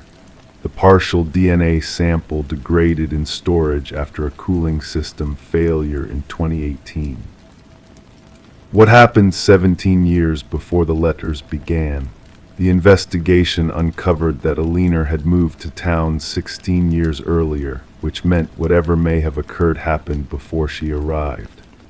Her previous life was in Seattle, where records showed she taught at a different high school, lived in an apartment downtown, and by all accounts led an unremarkable life there too. Except for a 3-month gap in her employment record, a period where her sister admitted they hadn't spoken, a time Eleanor never discussed with anyone. I sometimes drive by her house on Maple Street. New people live there now, a young family with children who play in the yard. They probably don't know the story of the previous owner. They've painted the shutters a cheerful blue and revived the garden. The oak tree in Riverside Park still stands. I've sat beneath it more times than I can count, wondering if Alina Harmon buried something or someone nearby 17 years ago, wondering if she's buried there now too. The letters remain in evidence. Sometimes, late at night when the precinct is quiet, I take them out and study the handwriting, searching for some clue we all missed. The elegant curves and precise dots over each I seem to mock me, as if they're trying to tell me something I'm too dense to understand. And sometimes I could swear the handwriting looks familiar, like I've seen it somewhere before, like it's been right in front of me all along. Just like those letters were right in front of Elena each morning, appearing as if from nowhere, telling her they knew everything she'd done the day before, everything she'd ever done. Until the day she disappeared, leaving nothing behind but questions that whisper in the dark, patient as dust settling on a case file that will never be closed. Story 9, she bought it from an antique shop, charmed by its delicate dress and porcelain face. But every morning she found it in a different room. One night she woke to find it sitting at the foot of her bed, its glass eyes staring straight at her. I still remember the first time I walked into that house. The air had a certain heaviness to it, like the atmosphere before a storm, though the sky outside was clear and blue. The call had come in just after dawn, a welfare check that quickly turned into something more unsettling. The neighbor hadn't seen Marion Calvert for 3 days, unusual for the retired schoolteacher who maintained a predictable routine in the small coastal town of Amberley Cove. The front door creaked as I pushed it open, the sound echoing through the silent house. Everything was in perfect order, too perfect perhaps. Books aligned with mathematical precision on oak shelves, cushions carefully arranged on the floral sofa, not a speck of dust on the coffee table. The only thing out of place was the small porcelain doll, sitting upright in the middle of the kitchen floor, its painted eyes seeming to follow me as I moved through the room. "Did you find anything unusual, Detective?" asked Officer Reeves, his voice barely above a whisper, as if he too felt the need to preserve the unnerving stillness of the house. "Nothing obvious," I replied, my gaze drawn back to the doll, "but I want to check upstairs." The staircase wood groaned underfoot as we ascended. Each step felt like an intrusion into a space that had been undisturbed for some time. The upper hallway was cooler than downstairs, the air stagnant with the faint smell of lavender and something else, something metallic and organic that grew stronger as we approached the main bedroom. Marion Calvert lay peacefully on her bed, eyes closed, hands folded across her chest. If not for the unnatural pallor of her skin and the small, dried trickle of blood from her ear, she might have been sleeping. The medical examiner would later determine she had died of a cerebral hemorrhage, likely 3 days before we found her. Natural causes, they said, case closed. Except for the doll. I interviewed the neighbor who called it in, Reeves said as we drove back to the station, rain now falling in a gentle mist that blurred the landscape. Mrs. Lennox, known Marion for 20 years, said Marion bought that doll 2 weeks ago from Harriet's Antiques on Maple Street. Did she mention anything unusual about it? I asked, though I wasn't sure why I cared. Just that Marion became fixated on it, called Mrs. Lennox twice, saying the doll kept moving around the house on its own. Last time they spoke, Marion sounded frightened, said she woke up and found the doll sitting at the foot of her bed, staring at her. I nodded slowly, watching raindrops race down the passenger window. Probably just a lonely woman with an overactive imagination, or early signs of the condition that killed her. But something about the doll lingered in my mind, its perfect posture, the slight tilt of its head, those glass eyes that seemed to hold more than just reflected light. 3 days later, I found myself pushing open the door to Harriet's Antiques. The shop smelled of old books and furniture polish, crowded with forgotten treasures that cast long shadows in the afternoon light. The owner, a woman in her 70s with silver hair and piercing blue eyes, looked up from her ledger. "Detective Mercer," I introduced myself, showing my badge. "I'm looking into the death of Marion Calvert." "Poor Marion," Harriet murmured, closing her book. "Such a gentle soul. I heard it was her heart." "Brain hemorrhage," I corrected. "Natural causes. But I'm curious about a doll she purchased from you recently. Porcelain face, Victorian-style dress." Harriet's expression shifted subtly. The Adeline doll, yes, Marion was quite taken with it, said it reminded her of a doll her grandmother had.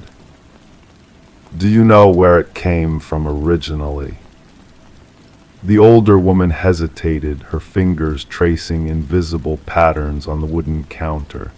An estate sale in Millfield, the Whitman house. It had been in their family for generations. "And was there anything unusual about it?" I asked, feeling slightly foolish for the question. Harriet studied me for a long moment. The Whitman's daughter, Elizabeth, died young, just 8 years old. Influenza back in 1918. The doll was hers. Mrs. Whitman always said Elizabeth's spirit stayed with the doll, that sometimes in the night she would hear her daughter's laughter coming from the nursery. I nodded, maintaining a professional demeanor despite the chill that ran down my spine. And did anyone else who owned the doll report movement? "Detective," Harriet said gently, "objects don't move by themselves, but people who are lonely, who need companionship, they sometimes see what they need to see." I left the shop with more questions than answers. The case was officially closed, yet I found myself driving past Marion Calvert's house almost daily.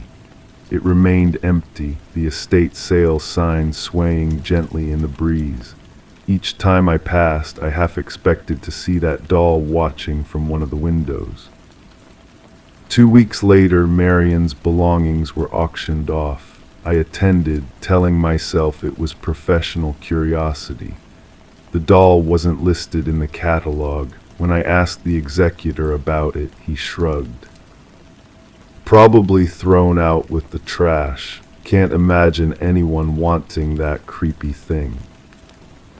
But I knew better. Someone had taken it, or perhaps it had found its own way out. A month after Marion's death, I received a call from Officer Reeves. "You might want to come down to the Henley residence on Oakwood Drive," he said, his voice unusually tense. "Mrs. Henley's housekeeper found her this morning. Natural causes, supposedly, but..." "But what?" I prompted when he trailed off. "There's a doll here, sitting on the dresser across from her bed. The housekeeper swears it wasn't there 3 days ago when she last cleaned." I drove to the Henley home with a sense of dread building in my chest. The house was different from Marion's, larger, more modern, but the atmosphere inside felt eerily familiar. That same heaviness, that same stillness.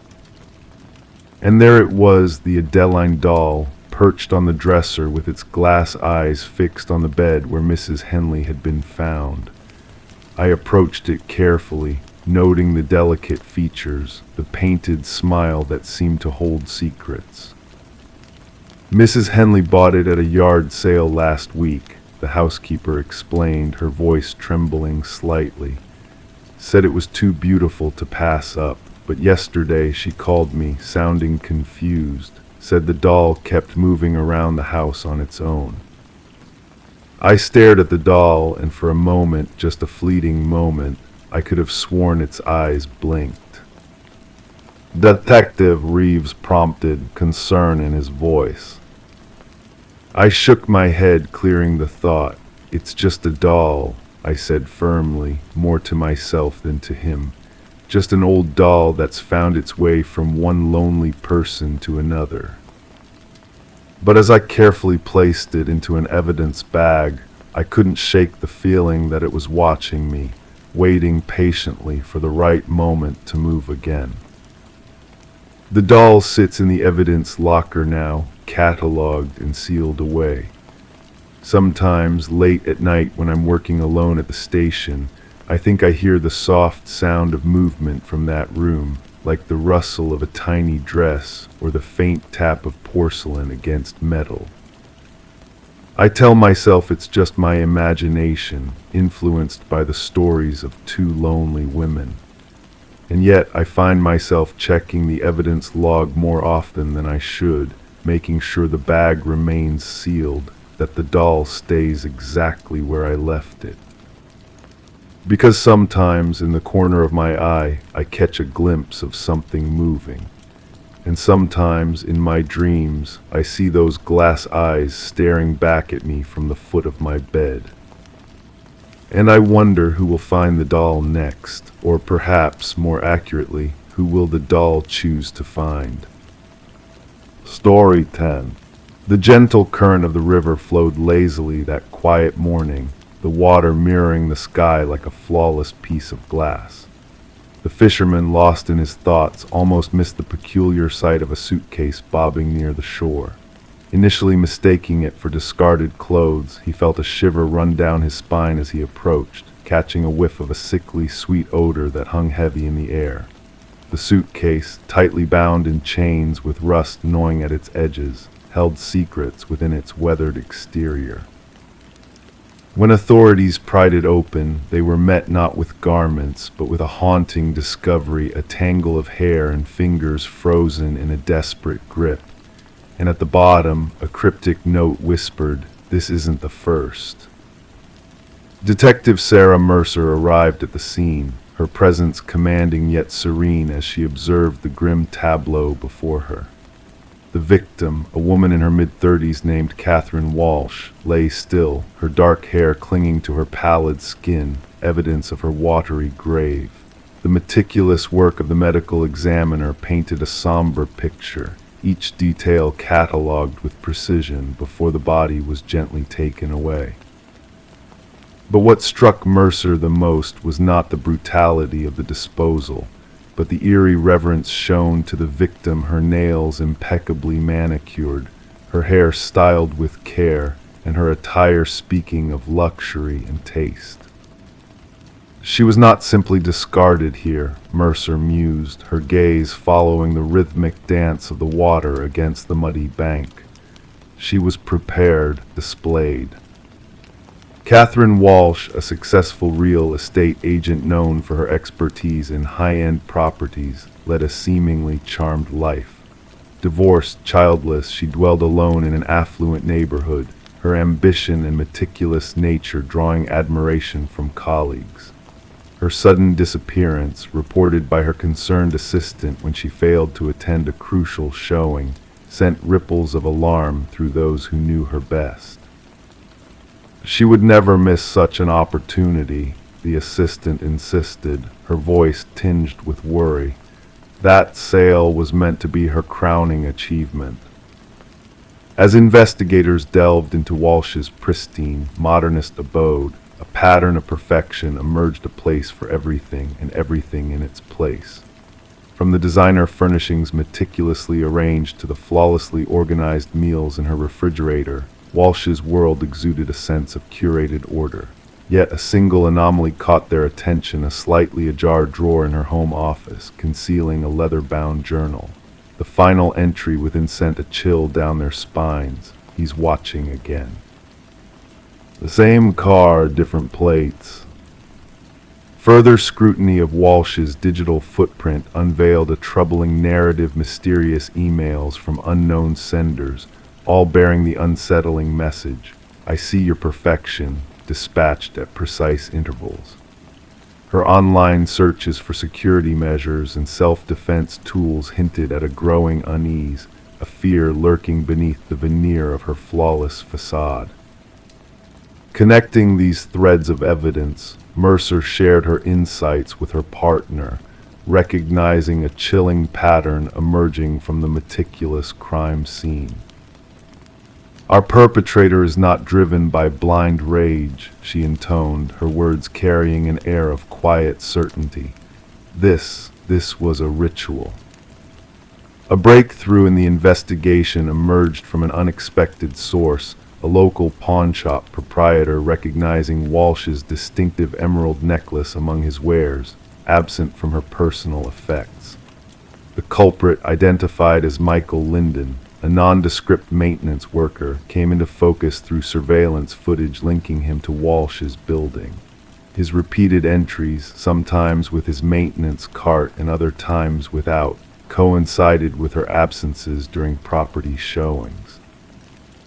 A search of Linden's unassuming apartment revealed a macabre tableau walls plastered with surreptitious photographs of Walsh and other women, all sharing a haunting resemblance, all captured without their knowledge.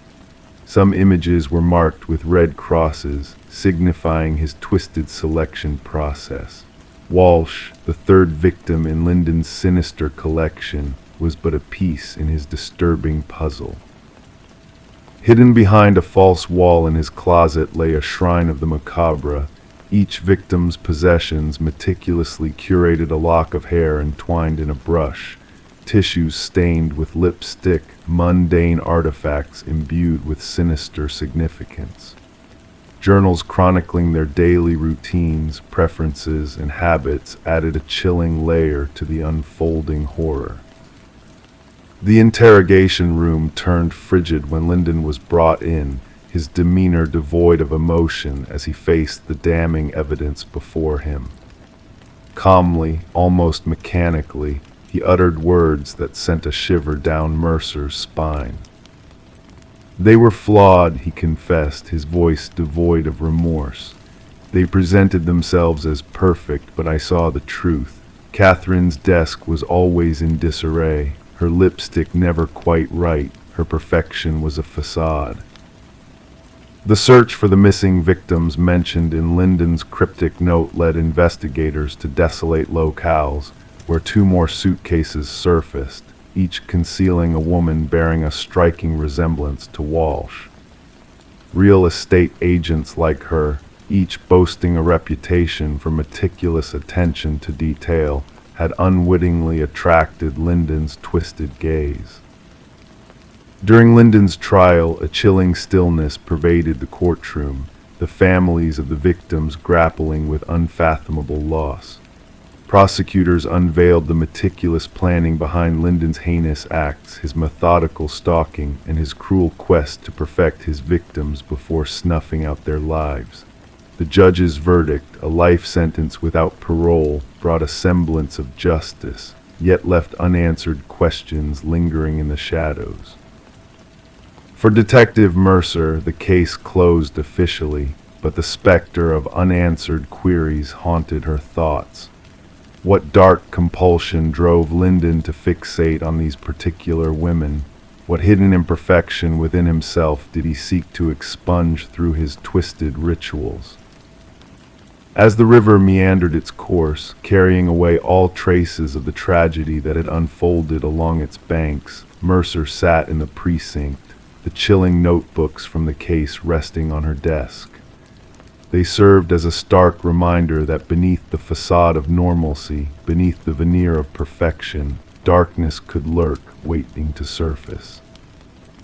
And in the quiet corners of seemingly ordinary lives, the most insidious predators may lie in wait, masked by a facade of normalcy, biding their time for the moment when imperfection reveals itself.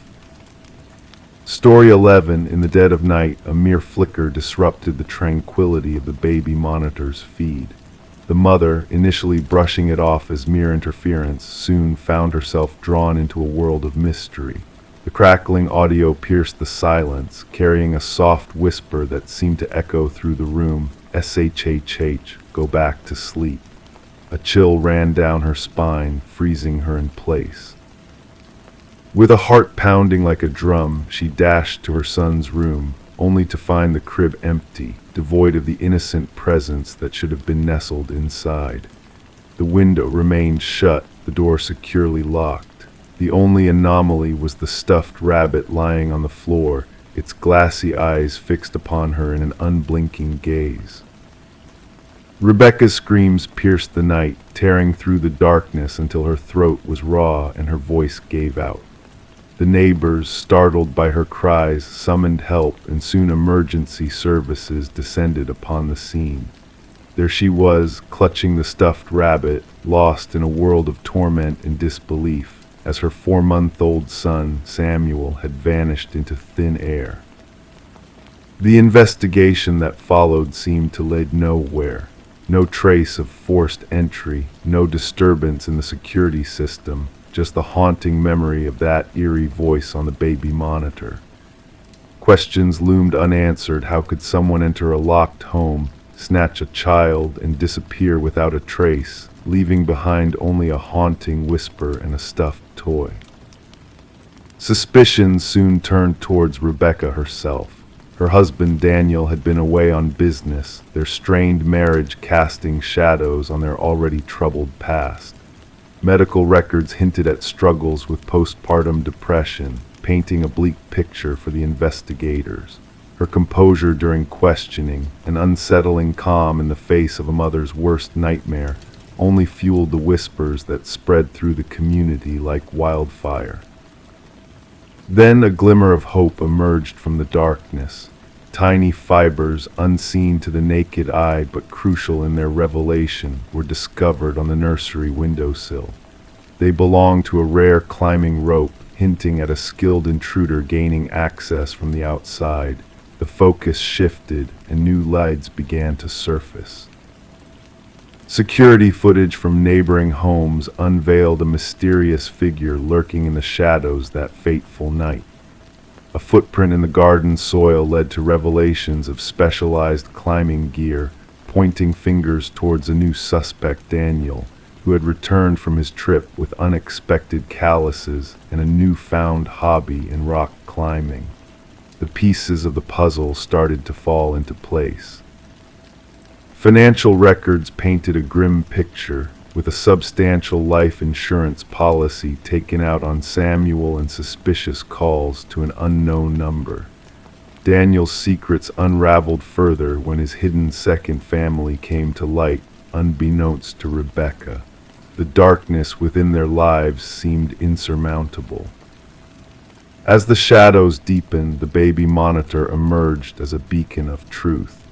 Digital forensics exposed a hack, revealing that the whispered voice had been a remote intrusion, a manipulation of reality. The investigation led to a chilling discovery in a desolate basement. A woman named Elaine, caring for Samuel, her eyes vacant, her motives shrouded in a veil of tragedy. Elaine's connection to Daniel, his first wife haunted by loss, unfolded like a dark tapestry woven with deceit and betrayal. Their plan, meticulously crafted through encrypted messages, left no room for doubt. The trial echoed with the echoes of that whispered voice, the truth hidden in plain sight, as Daniel's facade crumbled under the weight of evidence. The jury's swift decision sealed their fate. Daniel and Elaine, convicted of heinous crimes against innocence, faced the consequences of their actions. Rebecca and Samuel, scarred by the ordeal, sought solace in a new beginning, far from the shadows of the past.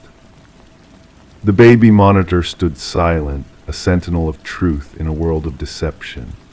Samuel grew up in the light of a new dawn, shielded from the horrors of that fateful night. And as Rebecca tucked away the stuffed rabbit, its glassy eyes a silent witness to the darkness that once enveloped their lives, she knew that the whispers of the past could never erase the resilience of the human spirit. The monitor had spoken the truth, not in words, but in the echoes of a nightmare turned into a tale of survival and redemption. Story 12. In the quiet of dawn, a mysterious package arrived at Sarah Miller's doorstep. No return label, no tracking number, just a damp cardboard box whispering secrets. It wasn't intended for her, yet her curiosity beckoned her closer. With trembling hands, she uncovered a VHS tape accompanied by a simple directive: watch alone. Sarah hesitated, feeling the weight of the unknown in her grasp, a heaviness that tugged at her senses. The suburban sounds of daily life drifted through her windows, a familiar backdrop to the enigma before her. Against the backdrop of mundane existence, Sarah found herself drawn to the enigmatic tape. With a flicker of defiance against reason, she inserted it into her old VCR. The screen crackled to life, revealing a dimly lit room and a man, Daniel Whitaker, shrouded in shadows. His voice, a whisper in the darkness, spoke of innocence tainted by circumstance, of a twisted web of deception closing in around him. As Sarah delved deeper into the cryptic message, Detective Eliza Ramirez unraveled a parallel tale of intrigue and manipulation. The case of Catherine Walsh's murder, once seemingly straightforward, began to unravel under the weight of new evidence: the tapes, the whistleblower case against PharmaCorp, and the unsettling realization that truth had been buried beneath layers of deceit. With each revelation, Sarah's world intertwined with Daniel Whitaker's, their paths converging in a dance of fate and justice. The second package, a trove of incriminating documents, shed light on the dark machinations of powerful forces at play.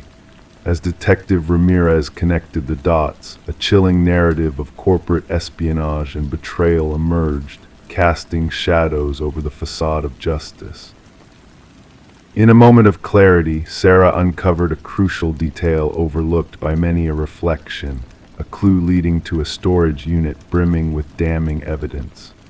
The walls of deception crumbled, revealing the insidious truth lurking beneath the surface. Justice, slow and methodical, prevailed as the perpetrators were unmasked, their schemes laid bare for all to see. As Daniel Whitaker emerged from the shadows of suspicion, a transformed figure marked by the ordeal, he and Sarah found themselves standing at the nexus of truth and deception. In a poignant exchange, they reflected on the arbitrary nature of fate, on the thin line between innocence and guilt in a world governed by shadows. The VHS tapes, artifacts of a bygone era, bore witness to a narrative of resilience and redemption, a testament to the power of unwavering curiosity in the face of deception. In the end, Sarah realized that the wrong address had led her to the heart of a labyrinthine mystery, where truth and lies intertwined in a delicate balance, waiting to be unraveled by those brave enough to seek the unknown. Story 13. The Nursery's Secrets. In the hush of anticipation, she felt the urge to transform the nursery before the little one's arrival. The walls, once adorned in a faded blue hue, held tales untold within their ancient layers. As she swept on the initial coat of fresh white paint, a hidden mystery began to unveil itself: letters, faint at first, then sharpening into focus, forming a cryptic message beneath the surface. "Don't let it hear you." A shiver danced down her spine. Stepping back, her eyes widened at the sight that greeted her: tiny handprints imprinted in the wet paint, positioned too high for any child's reach. The revelation within the nursery of the Morgan residence set the stage for what would later become known as the Whispering House case. The young couple had acquired the Victorian-style abode not long ago, lured by its seemingly unbelievable price. The real estate agent had casually mentioned minor cosmetic issues, omitting any reference to the dwelling's shadowed past.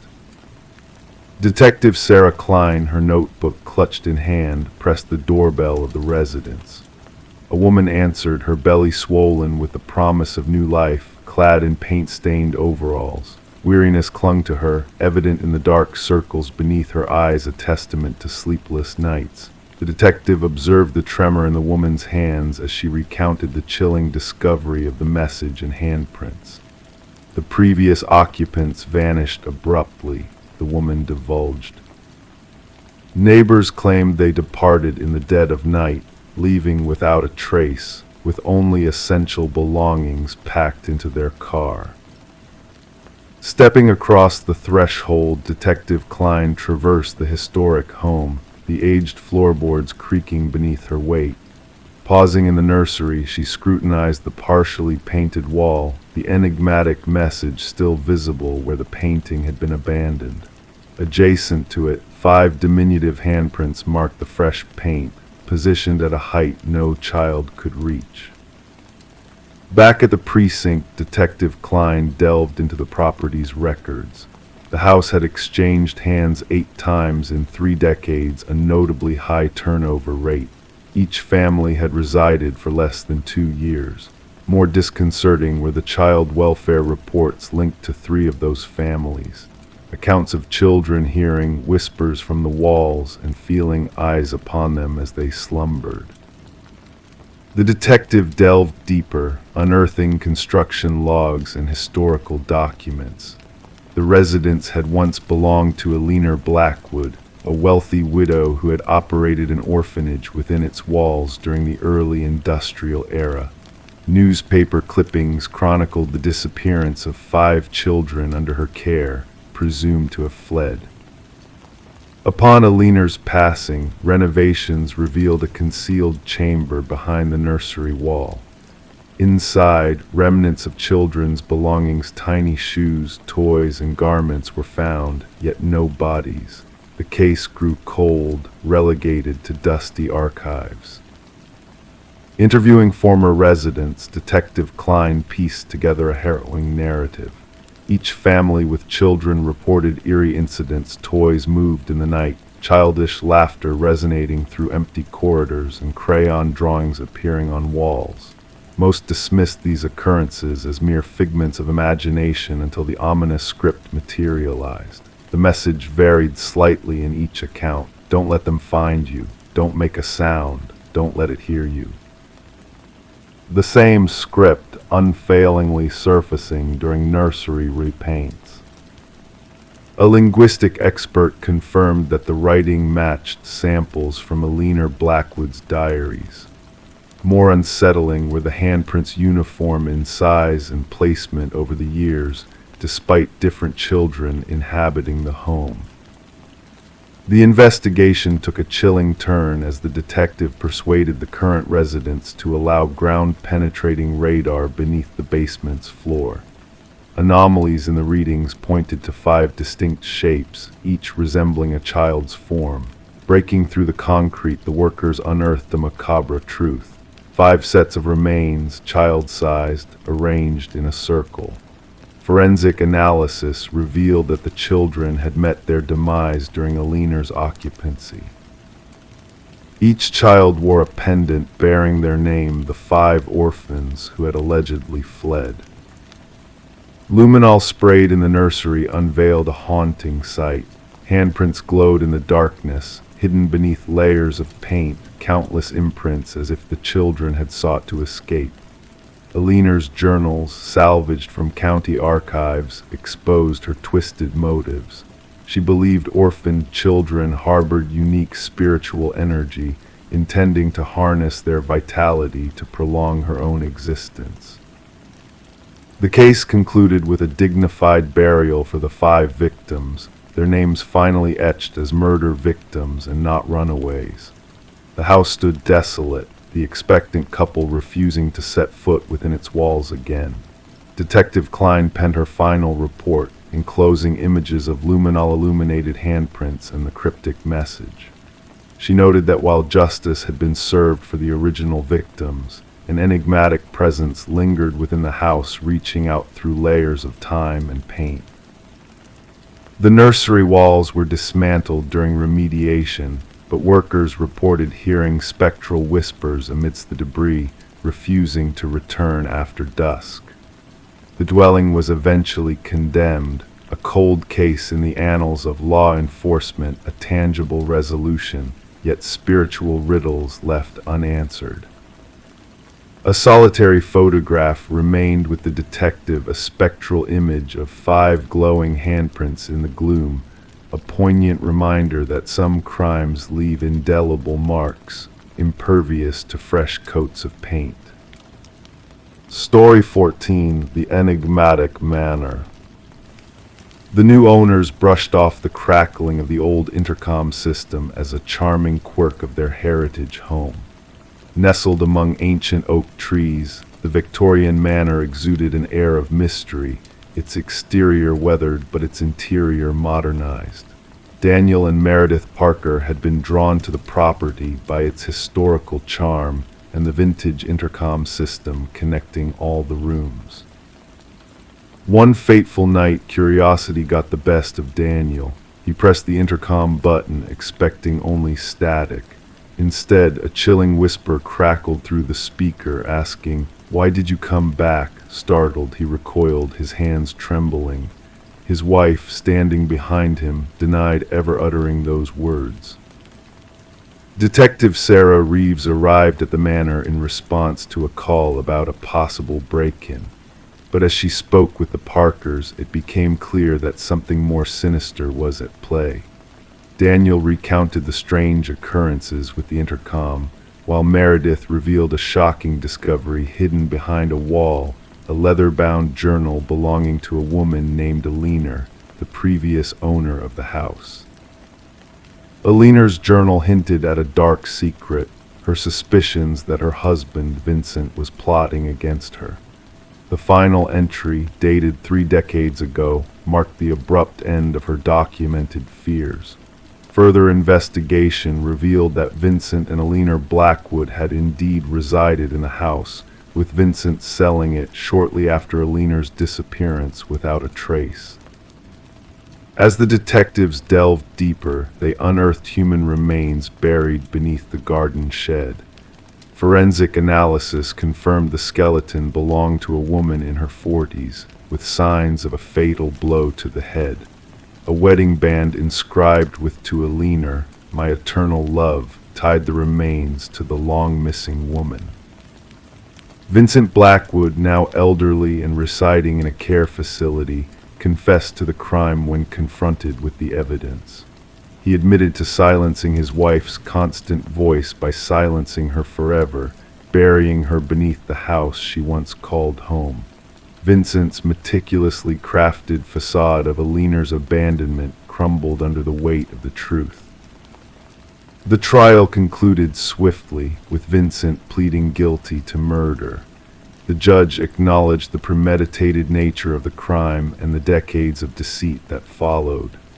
Daniel and Meredith, unable to bear the weight of the house's dark past, sold the property after a somber memorial for Alina in the restored garden. The new owners opted to remove the intercom system during renovations, unaware of its eerie history. Workers reported hearing faint whispers and static as they dismantled the ancient wiring, attributing it to electrical interference. Detective Reeves revisited the case files before they were archived, pondering the house's enigmatic ability to reveal its long-buried secrets. Dubbed the house that answered back by local law enforcement, the manor stood as a silent witness to the tragedy that unfolded within its walls. Detective Reeves occasionally drove past the property, the window cracked open, listening for whispers carried on the wind, a haunting reminder of the spirits that lingered in the shadows of the mysterious manor. Story 15. The cafe had been his sanctuary for years, his sanctuary of routine and solitude. He would sit at the same table, order the same black coffee, and envelop himself in the comforting silence. The barista recognized his face, but his name remained a mystery to all. Then one day he didn't show up. When the authorities checked his usual spot, they discovered a wallet abandoned.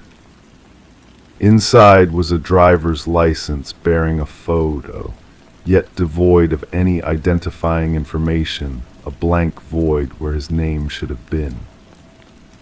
Detective Sarah Mercer leaned forward, her fingertips grazing the cold metal table as she scrutinized the security footage once more. The enigmatic figure, now dubbed John Doe in the case files, appeared unremarkable on screen. Average in stature with features that blended into the background, clad in a navy coat and toting a weathered leather messenger bag. His vanishing act defied all logic, given his unassuming presence. "Replay it," Mercer instructed the tech specialist. The footage unveiled John's entrance during the bustling morning rush. He placed his usual order, black coffee, no sugar, and settled at the corner table, partially shielded by foliage. Engrossed in a notebook, he would intermittently glance out the window, punctuating his thoughts with sips of coffee. Then came the pivotal moment. He left his wallet on the table, rose, and strolled towards the restroom corridor. But he never returned, never re-emerged through any exit. He simply disappeared into thin air. "Examine the restroom footage," Mercer directed. "That's the peculiar part," the specialist responded. "He never set foot in a restroom. We've scoured every angle, but it's as if he evaporated into nothingness." Back at the precinct, Mercer scattered the wallet's contents across her desk. The driver's license photo matched the enigmatic man, yet the personal details were conspicuously absent. The credit cards lacked names, featuring only string of numbers that led to non-existent accounts. Neatly stacked cash, a receipt from the cafe dated 3 days prior, and a solitary business card blank on both sides, save for a faintly printed phone number. Upon dialing the number, Mercer encountered silence on the other end, accompanied by the rustling of paper as though someone were leafing through pages. The call abruptly ended after 30 seconds. The barista who had served John diligently offered scant insights. He was reserved but polite, tipped generously, perhaps had an accent, though his voice was hushed. Did he converse with anyone here, form connections? Mercer inquired. Never. Always solitary, engrossed in his writings, the barista responded. The notebook, brimming with cryptic symbols and coded text, remained beside the forsaken wallet. Decoders from the department struggled to decipher its contents. Among the sketches were architectural designs of unfamiliar structures. Mercer dispatched officers to canvass the area with John Doe's photos, yet no one recognized him. No missing persons reports aligned with his description. His fingerprints eluded all databases, confining his existence to the confines of the cafe. During her probe, Mercer discerned an anomaly in the security footage. Whenever John entered the cafe, the timestamp flickered fleetingly. The specialist dismissed it as a technical glitch, but Mercer harbored doubts. Returning to the cafe, she occupied his table. From this vantage point, she observed both the entrance and the hallway leading to the restrooms, flanked by an antique mirror adorned with cryptic symbols akin to those in John's notebook. Upon questioning the cafe owner about the mirror, Mercer learned of its unmovable nature. "It's been here longer than I have," came with the building, quite the burden to relocate. "Has it ever been shifted for cleaning or renovations?" Mercer probed. "Not in my tenure. Why the interest?" Mercer approached the mirror, assessing her reflection. The glass distorted her image, imparting an illusion of depth. Anticipating cool glass, she encountered an unexpected warmth upon touching it. The forensics team unearthed a concealed compartment behind the mirror, housing identical wallets with blank driver's licenses. Nestled beside them was a leather-bound journal chronicling entries spanning decades, inscribed in the same hand as the abandoned notebook. The final entry ominously read, "The experiment must cease. They draw near. The portal is closing." Fingerprints, all matching John Doe's, littered the hidden alcove. The earliest wallet, carbon dated to 50 years prior, bore an unaged visage. The journal delineated experiments in temporal manipulation and identity transference, alluding to crossing back and window points. One paragraph seized Mercer's attention. "The cafe serves as a nexus, a juncture where realities converge." The mirror is the threshold. When alignment aligns, passage ensues. As the inquiry deepened, peculiar occurrences besieged the cafe. Patrons reported witnessing their reflections move independently in the window glass. Some swore they glimpsed John Doe seated at his usual table, though surveillance cameras refuted their claims. A breakthrough emerged when an elderly woman, Margaret Keller, reached out to the authorities. A former physicist involved in clandestine projects, she identified John Doe as Daniel Weston, a prodigious theoretical physicist who vanished amidst quantum mirror experiments. Weston postulated the coexistence of myriad realities and theorized about weak points facilitating interreality traversal. Mercer revisited the cafe, discovering its roots in the former research facility where Weston had vanished. Erected atop the laboratory's remnants, the cafe harbored a history entwined with Weston's enigmatic disappearance. The investigation crescendoed when Mercer, combing through security footage late one night, discerned a revelation unnoticed before. Reflected in the mirror, John Doe Daniel Weston observed his own seated self, two iterations coexisting. Hastening to the cafe, Mercer found the mirror shattered, harboring a final missive scribed in familiar script. The trial is concluded. The portal is sealed. Do not venture forth. The enigma of the Phantom Man remains unsolved. The cafe shuttered post-inquiry, the edifice eventually razed. Weston's remains eluded discovery, his journals vanishing from evidence custody under mysterious circumstances. Mercer bid farewell to the force, her solace found in frantic writings within a notebook akin to Weston's. A fragment of an antique mirror adorns her wall, its surface at times rippling in unseen winds. Story 16: The Realtor's Secret. The listing had whispered no secrets of a hidden basement. The blueprints had kept their silence, revealing no trace of the concealed chamber lurking beneath the floor. Yet, when the family dared to peel back the layers of time, lifting the worn carpet to unveil a door long forgotten, they were met with a mystery waiting to be unraveled. A hefty, rusted handle beckoned, and it took the combined strength of three to pry the door ajar. A rush of stale air, heavy with the scent of damp earth, greeted them as they descended the weathered steps into the shadows below. Anticipation hung in the air. They had expected mere storage, but were met with something far more unsettling. A solitary chair stood sentinel in the dim glow of a swaying light bulb, casting dancing shadows across the walls. And there, in a chilling display, a row of photographs, familiar faces frozen in time, their own reflections staring back at them from the wall. The Mercer family had been drawn to the suburban property in the depths of winter, seeking solace in its aging façade and whispered tales of history. Little did they know that the house held secrets far older and darker than they could have ever imagined, secrets that would entwine their lives with a past long forgotten. Detective Sarah Connors arrived at the scene, the weight of the unknown hanging heavy in the air. Her partner, the crime scene unit, moved with precision, securing the perimeter as if guarding against unseen forces.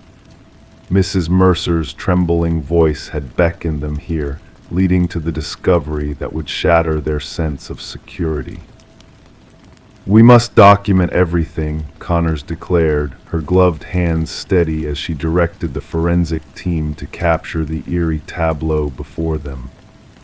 The basement revealed itself, a chamber of concrete walls and hidden truths, the chair at its center a silent witness to unseen horrors.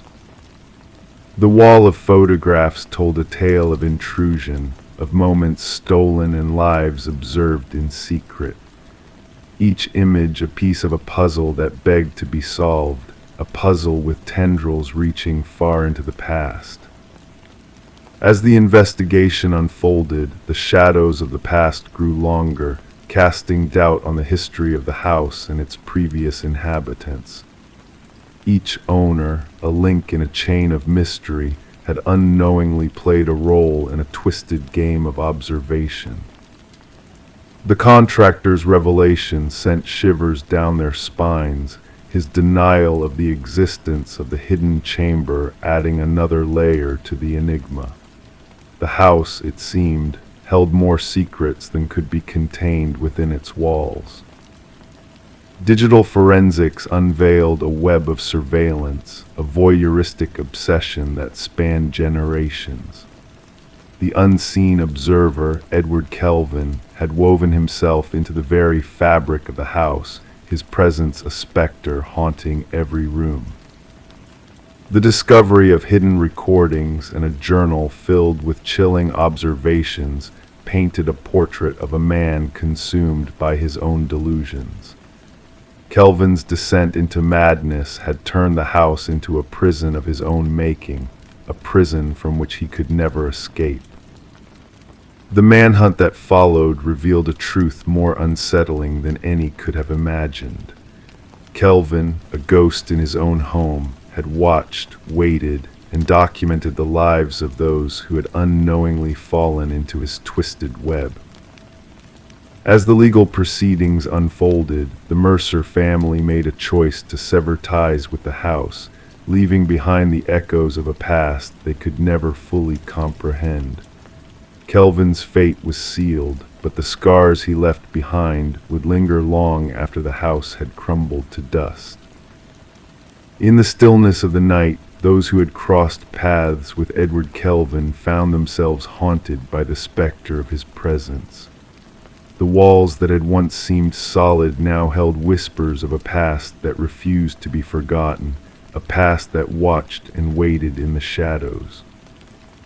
And so, as the remnants of the house were erased from the earth, the true legacy of Edward Kelvin remained a legacy of intrusion, of violation, of a darkness that lurked just beneath the surface, waiting to be uncovered in the quiet moments of solitude.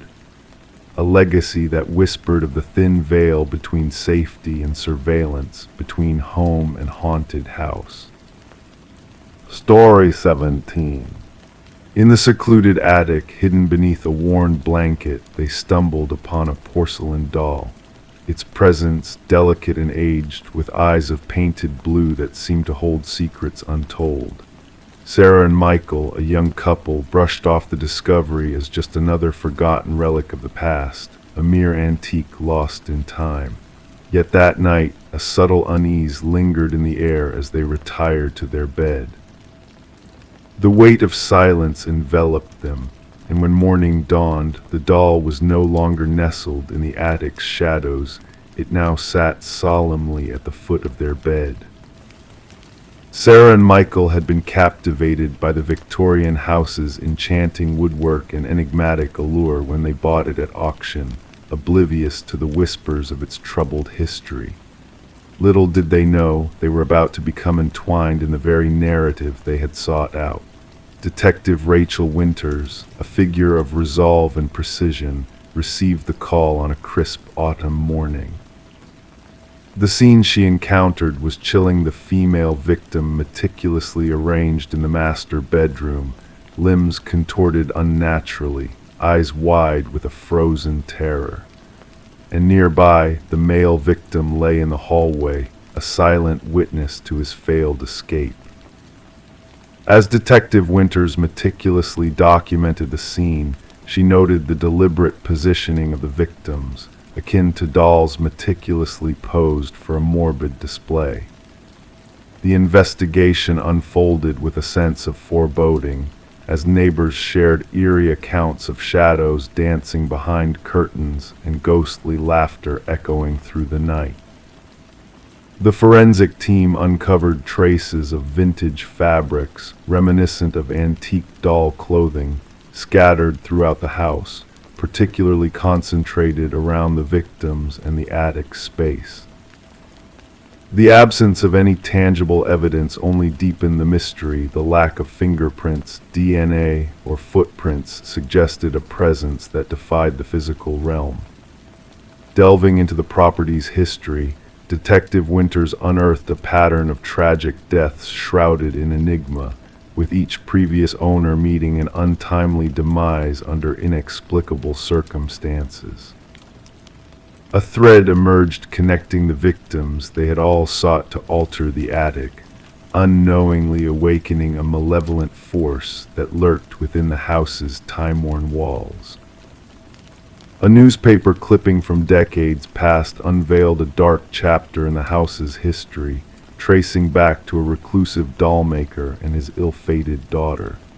The final creation, a haunting replica of the deceased child, loomed ominously in the shadows of the attic. As the investigation progressed, spectral handprints and mysterious residues hinted at a sinister presence intertwined with the very essence of the house. A revelation from a distant relative of the dollmaker shed light on arcane rituals and the infusion of human elements into the dolls, a macabre practice to bestow them with a semblance of life. The truth blurred the lines between the tangible and the supernatural, leading the investigation into uncharted territory where conventional explanations faltered. The doll, a conduit for malevolence, slipped from the confines of evidence, leaving only confusion and unanswered questions in its wake. The house changed hands once more, its eerie past casting a shadow over its grandeur. The attic, now devoid of the doll's haunting presence, remained a silent witness to the secrets it held. Detective Winters, burdened by the unsolved case, retired quietly, carrying with her a forbidden photograph and memories she dared not confront. The new owners, wise to the house's legacy, chose to leave the attic undisturbed, yet whispers of a spectral presence lingered in the stillness of the night, a reminder of a past that refused to be forgotten. Story 18. Renovations always have a way of unraveling the mysteries hidden within the walls of time. As old floorboards were lifted, revealing a trove of forgotten relics, Sarah and Michael stumbled upon a folded letter tucked beneath the wood. The paper, weathered and fragile, bore a cryptic warning: "Don't trust the one who knocked." Before they could grasp the full weight of this enigmatic message, 3 sharp knocks reverberated through the silent house, sending shivers down their spines. Intrigued and unsettled, the couple sought the help of Detective Alina Reed, a seasoned investigator with a keen eye for the enigmatic. With the floorboard still gaping open, the detective delicately retrieved the note, already tainted by the unwitting touch of Sarah and Michael. Their genuine fear was palpable as they recounted the chilling sound of the knocks that seemed to echo from the depths of the past. As Reed delved deeper into the history of the Victorian-era home, a tangled web of secrets began to unfurl. The house, once belonging to the reclusive Hargrove family, held a murky past shrouded in whispers of unpaid debts and a mysterious collector who haunted their doorstep. Through meticulous detective work and haunting recollections from the past, Reed uncovered a tale of betrayal and tragedy that had long been buried beneath the floorboards. Franklin Hargrove, a once respected teacher turned recluse, had fallen into the clutches of gambling debts, leading to a fateful encounter with the elusive collector, Victor Mercer. Margaret, his devoted wife, bore witness to a dark chapter in their lives, culminating in a violent confrontation that left a chilling secret buried beneath the house. The truth, hidden in Margaret's diaries and forensic evidence, painted a grim picture of fear, betrayal, and ultimately, redemption. The bones of Victor Mercer, the long-lost collector, were unearthed from their clandestine grave, bringing closure to a decades-old mystery. Justice, though delayed, had finally been served, allowing the restless spirits of the past to find peace. As Sarah and Michael bid farewell to the haunted house, its dark history lingering in the shadows, the whispers of the past still echoed through the empty halls. The note, a haunting reminder of the sins of the past, remained a silent witness to the secrets that lay buried beneath the floorboards. Detective Reed, in her final report, pondered the lingering mysteries that defied easy explanation, reminding us that some truths may forever remain shrouded in the mists of time. And so the house stood vacant, a silent sentinel to a bygone era, where the echoes of 3 ghostly knocks still reverberated in the stillness of the night, a testament to the chilling warning, "Don't trust the one who knocked." Story 19. The ancient box lay hidden beneath years of clutter in the attic, a forgotten treasure left behind by the previous inhabitants of the house. Within its depths were faded Polaroids, capturing moments of joy and togetherness from the past. Innocuous snapshots of birthdays and family gatherings filled with warmth and familiarity. But as she reached the final photo, a sense of unease began to seep into Rebecca's bones. The image depicted her own living room, the familiar couch, the familiar curtains, yet the family captured in the photograph was not hers. And there, lurking in the shadows of the hallway behind them, a figure stood watching. A chill danced down Rebecca's spine as she scrutinized the photo. Her fingertips quivered slightly, causing the Polaroid to tremble in response. The family in the picture, a woman with honey blonde hair, a man with thick glasses, and 2 children beamed at the camera, oblivious to the ominous presence lingering just a few feet away. Carrying the photo downstairs, each creak of the wooden steps amplified the sense of isolation in the vast, empty house she had moved into just 4 months prior. Placing the photograph on the cold kitchen counter, Rebecca gazed at it under the stark glow of the fluorescent light. The uncanny resemblance between her home and the scene in the picture was undeniable. The archway leading to the hallway, the intricate crown molding, the bay window that welcomed the morning sun. This was her sanctuary, yet these faces were strangers from a bygone time. Into this unsettling mystery stepped Detective Morgan, a seasoned investigator clad in a worn leather jacket that whispered of countless cases solved. With eyes that held secrets and a voice like a low rumble of distant thunder, he examined the photograph with a methodical precision. Running a gloved finger along the edge of the Polaroid, he flipped it over to find a blank back. "What do you know about the previous owners, the Nelsons?" His inquiry hung heavy in the air. Rebecca confessed her ignorance, sharing that the Nelsons had relocated out of state, their departure orchestrated through a realtor. Nodding knowingly, Morgan requested to borrow the photo, hinting at the possibility of his team identifying the enigmatic family captured in the image.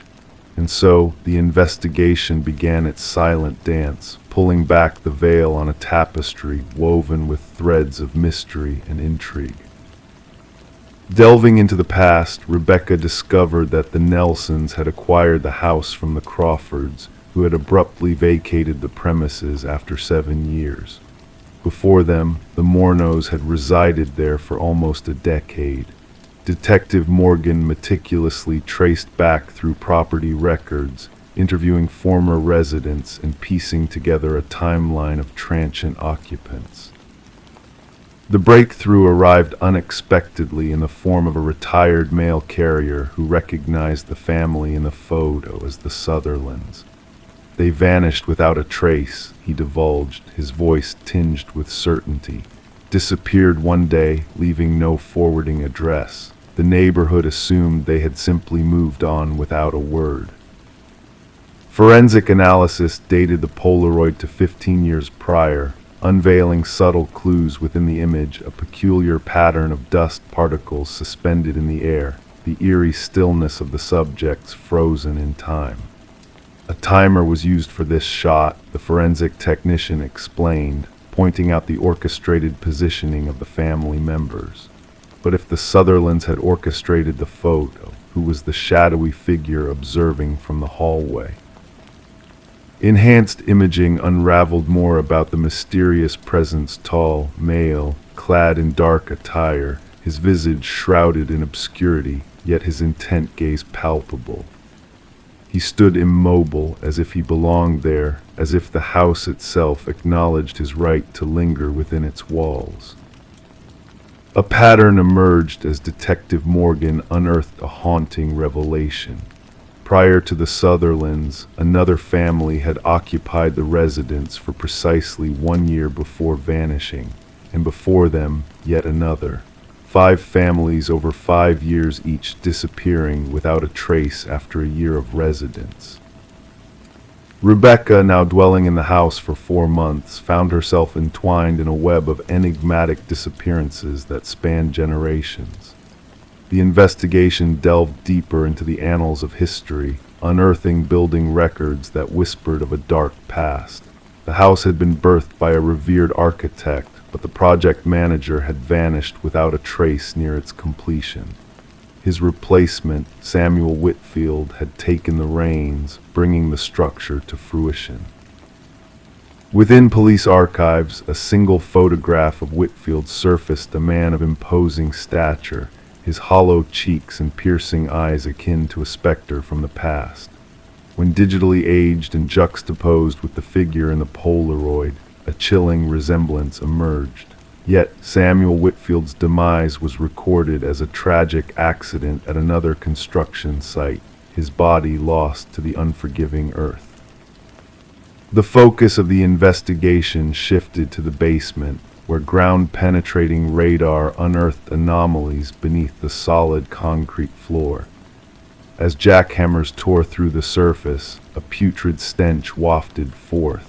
Buried beneath layers of concrete and soil lay the missing families, perfectly preserved in the frigid earth.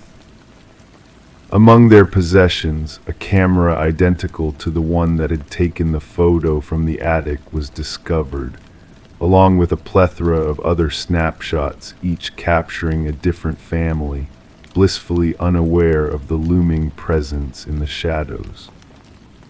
The house was cordoned off as a crime scene, and Rebecca's ties to it severed as she was relocated to a secure hotel under police protection. A cryptic discovery in the attic revealed a concealed crawlspace behind a false wall, housing a cot, photography equipment, and a meticulously detailed journal chronicling the lives of the families who had inhabited the house. The final entry, dated a mere 3 days prior, sent shivers down Rebecca's spine. The new one is different. She found my photograph too soon. I'll need to accelerate my timeline. In the dead of night, Rebecca's slumber was shattered by the shrill ring of her phone, dragging her from fitful dreams. Answering hesitantly, she was met with nothing but the echo of labored breathing. Then a click, followed by the mechanical whir of a Polaroid camera spitting out a photo into the void. The investigation lingers on, the house now a silent sentinel with windows blackened, its secrets cloaked in shadows. Samuel Whitfield remains an enigma, his fate a subject of speculation. Some believe him to be long deceased, while others assert he roams freely under a new guise in a new abode. And somewhere behind closed doors, photographs develop in the dark, a chilling testament to new families, new homes, and new watchers concealed in the shadows. The only certainty is that those who dare to unravel the truth behind the man in the photograph now find themselves under watchful eyes, their every move scrutinized by unseen forces. Story 20. The tale began innocently enough for Michael and Sarah Klein, the new occupants of a charming Victorian-era home. Little did they know that beneath the peeling wallpaper lay a hidden narrative waiting to be unveiled. It all started with a water stain in the master bedroom, a mere blemish on the floral wallpaper that caught Sarah's eye. Upon closer inspection, they discovered layers upon layers of history hidden beneath the surface. As they delicately peeled back the damaged wallpaper, a name emerged: Alina Winters, inked repeatedly in a frantic, uneven script that covered every inch of the wall.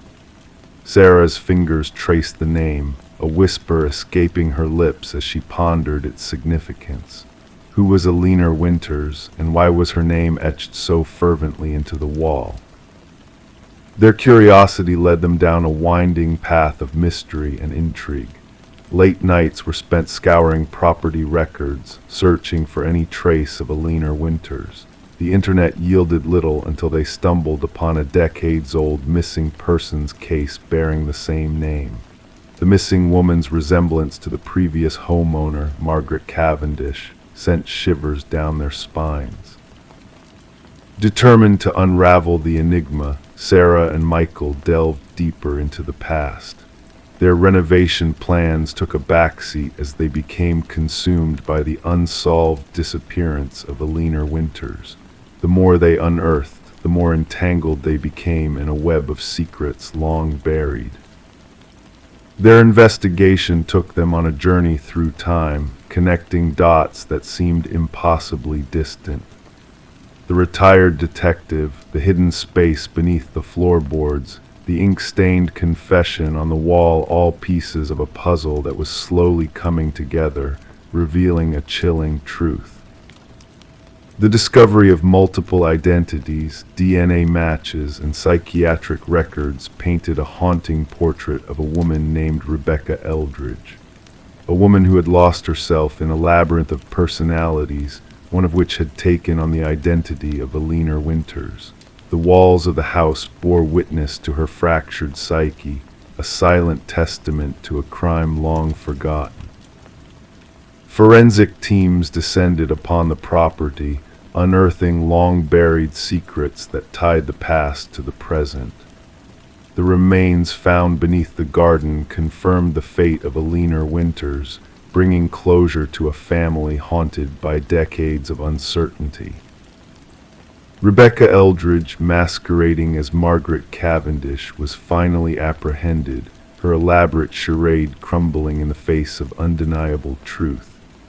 The names on the wall, once symbols of obsession and guilt, now stood as a solemn reminder of a life lost and a mind shattered. As Michael and Sarah watched the scene unfold from their front porch, they knew their dream home had become a haunting echo of a tragic past. The walls whispered of a crime long concealed, forever marking the house as a place where secrets were laid bare and justice, though delayed, was finally served. And as the night fell, casting a cloak of quiet over the world, they found solace in the knowledge that some mysteries, no matter how dark, eventually find their way into the light. Story 21. The aged apartment held its secrets, pipes murmuring, floorboards whispering stories of the past. Yet the new tenant sensed a difference in the sounds that echoed through the walls. The footsteps, deliberate and steady, seemed to originate from above, despite her residing on the topmost floor. One fateful night, a surge of courage led her to tap the ceiling with a broomstick. The echo of her action faded into silence. Then a solitary knock reverberated, emanating from within the confines of the ceiling. Sarah Coleman, the tenant, chose to keep the peculiar incident to herself, attributing it to the settling of the old building or perhaps a small creature seeking refuge in the attic space. Night after night, the methodical footfalls traversed her ceiling, a haunting presence in the darkness. Sarah adapted, cranking up the volume of her television, donning headphones to muffle the unsettling rhythms that danced across her ceiling. Detective Morris's attention was piqued when a maintenance worker stumbled upon a concealed crawlspace during routine repairs. Removing a section of drywall to mend a leak outside Sarah's apartment, the worker uncovered a passage that defied the building plans. Within this hidden enclave lay a makeshift living space, adorned with remnants of sustenance, a tattered blanket, and a weathered notebook. Alarmed, the building superintendent summoned the police. Detective Morris, accompanied by his partner Detective Rivera, arrived at the scene to find the shaken maintenance worker muttering about a presence dwelling within the walls, a silent watcher. The notebook contained meticulous observations of Sarah Coleman's daily routine, her interactions, her preferences. The writing, initially orderly, spiraled into chaos, cryptic symbols adorning the margins. The subject ignores my signals now, the final entry lamented. No one ignores me. Forensic experts delved into the crawlspace, unearthing fingerprints untraceable in any database. An intricate network of passages concealed within the building's structure unveiled a chilling revelation. The passages connected to multiple apartments but culminated in concealed vantage points within one unit, Sarah Coleman's. Interviews with current residents yielded no anomalies, only the humdrum sounds of apartment life. Former inhabitants, however, recounted eerie sensations of being watched or unexplained disturbances. One tenant departed after a mere fortnight, silenced by fear of appearing paranoid. A breakthrough surfaced when forensic analysis exposed minuscule traces of blood in one of the hidden passages. DNA testing linked the blood to Martin Weaver, a resident who had vanished without a trace years prior, residing directly below Sarah's apartment. Martin's abrupt disappearance following a confrontation with Edward, a reclusive tenant, cast a shadow of suspicion over the enigmatic figure. Delving into Edward's past revealed a pattern of transient residency, a penchant for top-floor accommodations, and a penchant for solitude. A chilling discovery awaited investigators at a remote cabin: photographs of apartment residents, intricate notes on building structures, and journals chronicling the specimens he observed. The cabin harbored a sinister secret, a corkboard adorned with missing persons reports, all residents from Edward's past dwellings. Beneath it, the floor bore scars of a dark past, hinting at unspeakable deeds. Cadaver dogs led investigators to freshly disturbed earth, unearthing the remains of Edward's victims. As forensic teams endeavored to identify the deceased, Detective Morris revisited Sarah's building, the crawlspaces now sealed. Yet whispers of unseen movements persisted among residents. During security system installations, a chilling discovery awaited: a new notebook tucked in a corner, signaling Edward's elusive presence. The notebook's foreboding message hinted at Edward's continued evasion, his new lair concealed from prying eyes. Officers raced to evacuate Sarah, only to find her apartment deserted, a cryptic message etched on the bathroom mirror: "Look up." The revelation of a removed ceiling panel above the shower spurred a frantic search for Sarah, now missing. The hunt for Edward, known as Edward Mercer, a former construction worker, continues, his expertise in building structures aiding his malevolent schemes. Thermal scans revealed no signs of his current hideout within the walls, leaving Sarah's fate shrouded in uncertainty, her story entwined with a web of disappearances across state lines.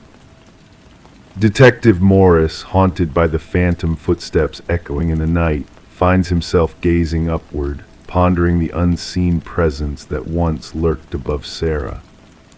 The silence of his own home amplifies the sense of foreboding, a lingering question of who else might be listening in the shadows, waiting for the next unsuspecting victim. Story 22. The aged apartment exuded a sense of history, its time-worn walls holding secrets of bygone days. The heating system let out a low, mournful groan, the pipes rattling in a familiar rhythm. It was all part of the building's character, or so she reassured herself. But then one night, a faint yet unmistakable voice drifted through the vents, cutting through the silence like a ghostly whisper. It wasn't the typical background noise of neighbors chatting on the phone. This was different. This voice was calling out to her, whispering her name in a hauntingly intimate manner. Intrigued and unnerved, she leaned in closer, pressing her ear against the cold metal grate.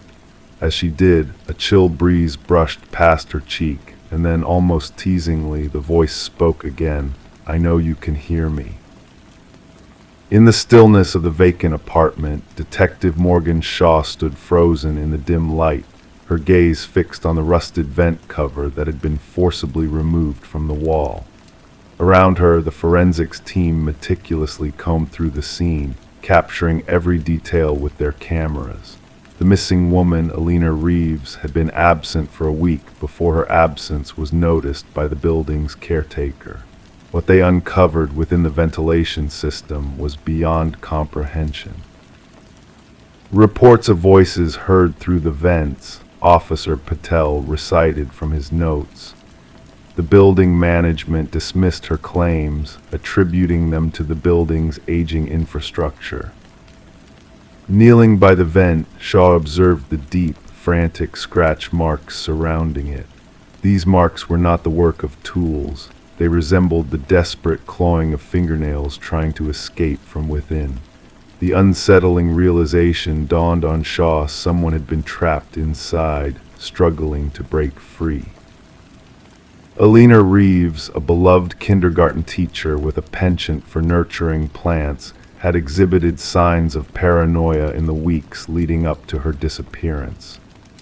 Her sister, during an emotional interview, revealed Alina's conviction that she was being watched and spoken to through the vents of her apartment. Shaw scanned the room with a newfound perspective, noting the meticulous arrangement of personal items and the chair positioned directly beneath the vent, as if someone had been perched there, listening intently. The forensic findings unveiled chilling revelations. Fibers matching Alina's clothing caught in the vent, a mysterious fingerprint on the inside of the cover, and haunting audio recordings from Alina's phone. Alone in her car, Shaw listened to the recordings, the patter of rain on the roof providing a haunting backdrop to Alina's trembling voice seeking validation from the unseen entity. Delving into the building's history, Shaw uncovered a disturbing pattern previous tenants had abruptly vacated, citing strange noises and hallucinations of voices emanating from the walls. Suspicion fell on Harold Weber, the long-serving building superintendent, whose unnervingly composed demeanor cracked under Shaw's scrutiny. Weber's vague responses and avoidance raised red flags, hinting at deeper involvement in the mysterious occurrences. The investigation took a macabre turn when a hidden access panel was discovered in Alina's bathroom, leading to a concealed maintenance passage that snaked through the walls, granting access to the building's ventilation system. Within this clandestine passage, a trove of belongings, food wrappers, a flashlight, a water bottle hinted at a clandestine presence lurking within the building's infrastructure. A search of Weber's apartment unearthed a meticulously organized collection of audio recordings, photographs, and journals detailing his obsession with Alina and other tenants. The evidence painted a chilling picture of a voyeuristic predator who had been living within the walls, whispering his twisted desires to unsuspecting victims. Weber's arrest, marked by a serene acceptance, revealed a deeply disturbed individual who believed he was a conduit for the building's voice, luring victims into a nightmarish symbiosis with the structure. The tragic fate of Alina, sedated and led into the labyrinthine vents, echoed the harrowing experiences of previous tenants who had fallen prey to Weber's insidious games. As the trial unfolded, Weber's facade of calm shattered, revealing a calculative mind behind the facade of delusion. The jury's swift verdict of guilt affirmed the horrors perpetrated by the man who believed the building spoke through him. In the aftermath, the once haunted apartment building stood empty, its walls bearing witness to unspeakable atrocities. Despite attempts at renovation and change of ownership, whispers still echoed through the vents, a chilling reminder of the malevolent presence that once dwelled within.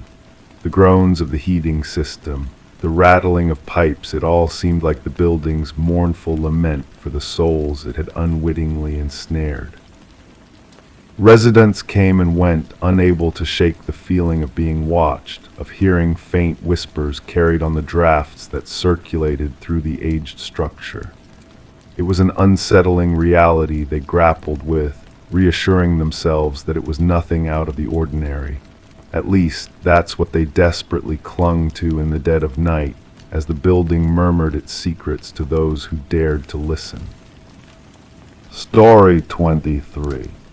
In the quiet of a suburban neighborhood, a mysterious key arrived for Sarah Miller, concealed in a plain envelope without a return address. Its brass surface, weathered by time, held an inexplicable familiarity that stirred a sense of unease within her.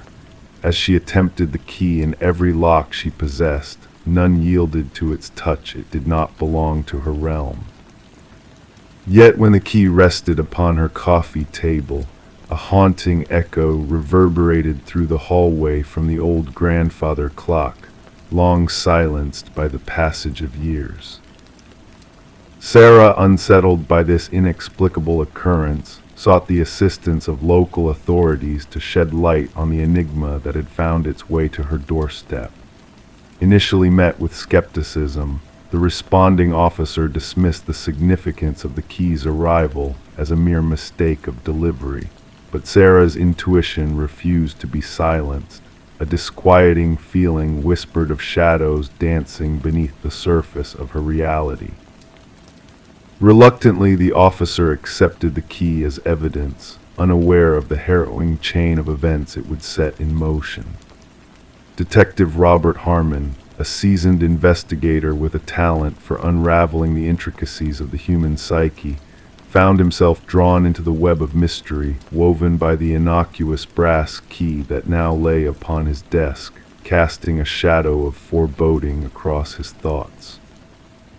Background inquiries into Sarah's life revealed a woman of unblemished character, a retired teacher with ties severed by the hands of time, her days now spent in the solitude of widowhood, her children scattered across distant horizons.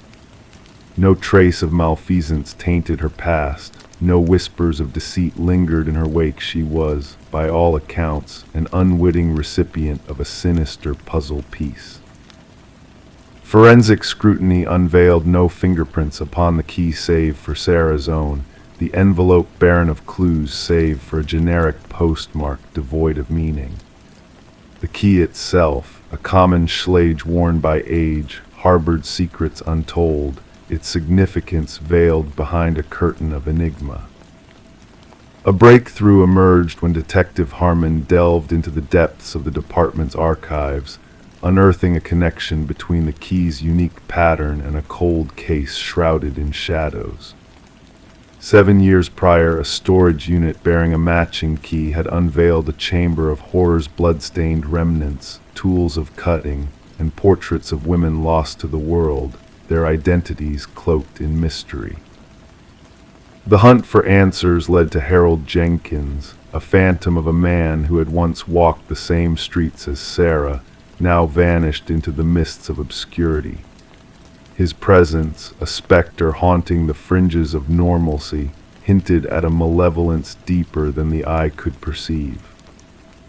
As the investigation delved into the recesses of Jenkins' past, a chilling portrait emerged, a man of transient existence, his movements shrouded in shadow, his intentions veiled behind a mask of normalcy.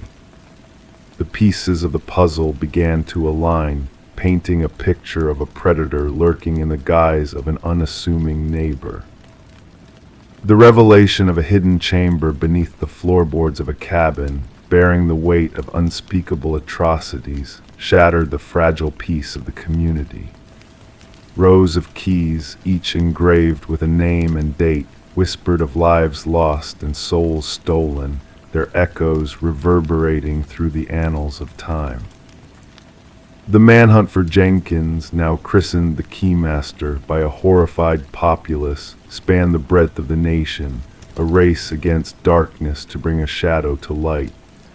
In the depths of the wilderness, a final confrontation played out a tragic symphony of despair ending in the silence of a self-inflicted wound. In the aftermath, a journal bore witness to Jenkins' descent into madness, his final words a chilling testament to the darkness that had consumed him. 32 victims, their stories forever etched in the annals of tragedy, found closure in the wake of his demise, their voices finally heard in the stillness of remembrance.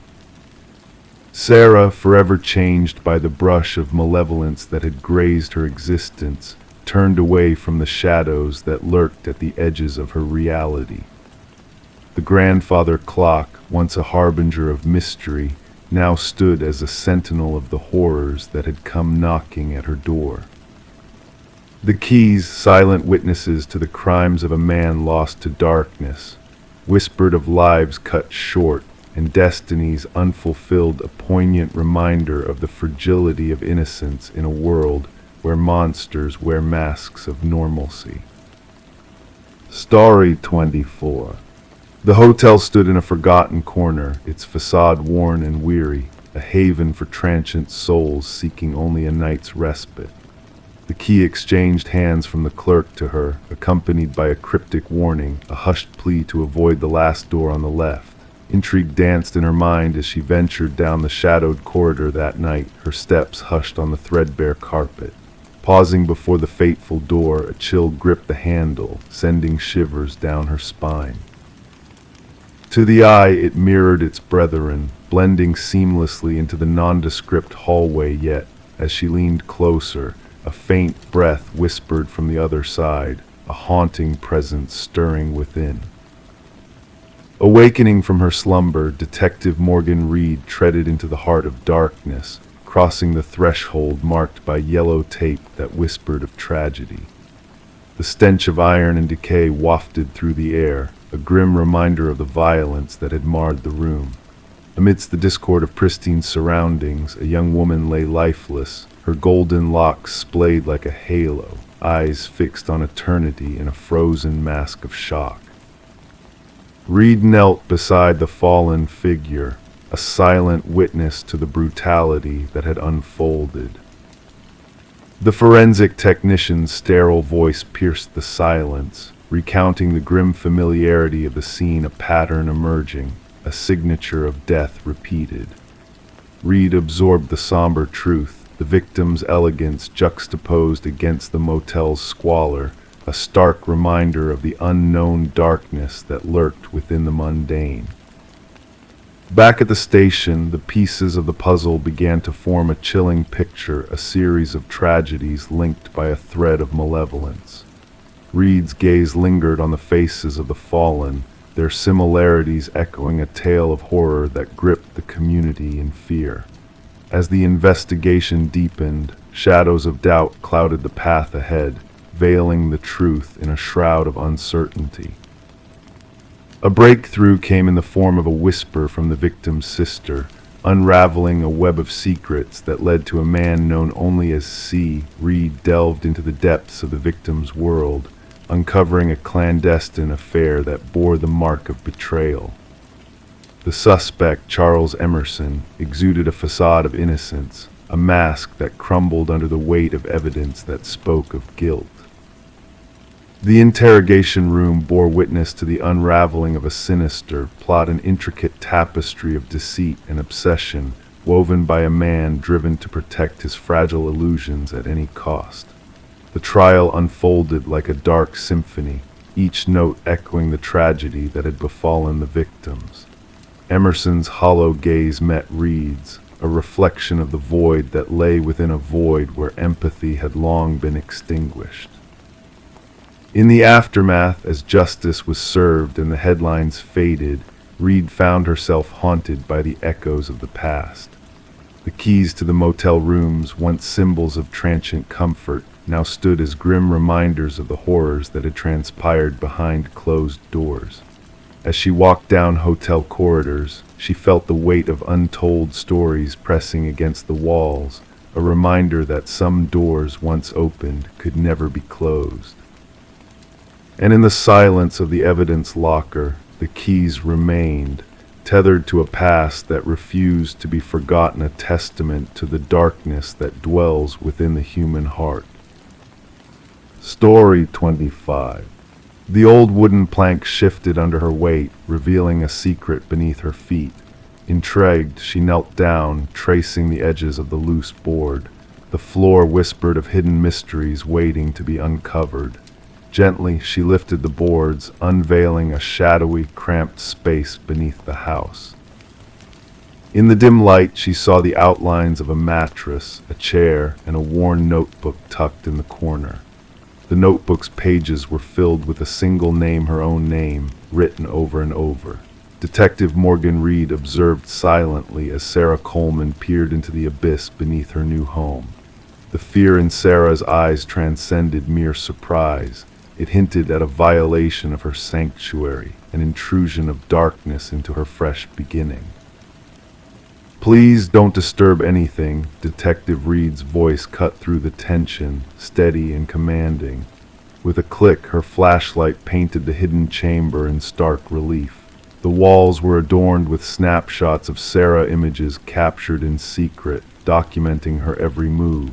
A shrine of obsession, meticulously crafted right beneath her unsuspecting steps. Sarah had acquired the quaint cottage from the late Walter Green, an elderly recluse who left no heirs behind. The property had stood vacant for months, its history shrouded in silence. The real estate listing had painted a picture of charm and minor renovations, omitting any hint of the clandestine chamber lying in wait. "I never met him, the previous owner," Sarah murmured. "The neighbors spoke of his solitude. I was under the impression that the basement access had long been sealed. The inspection report never alluded to this." As the crime scene investigators arrived, their tools echoed through the wooden floors, heralding the beginning of a meticulous search for clues. Photographs were taken, evidence was logged, and the mattress, chair, and notebook were carefully extracted from their clandestine resting place. Forensic analysis later unveiled a tapestry of fingerprints belonging solely to Walter Green, scattered throughout the hidden lair. The investigators were unsettled by the timeline they unraveled. Utility records and dated photographs painted a picture of Walter's clandestine surveillance of Sarah spanning at least 3 years before his demise.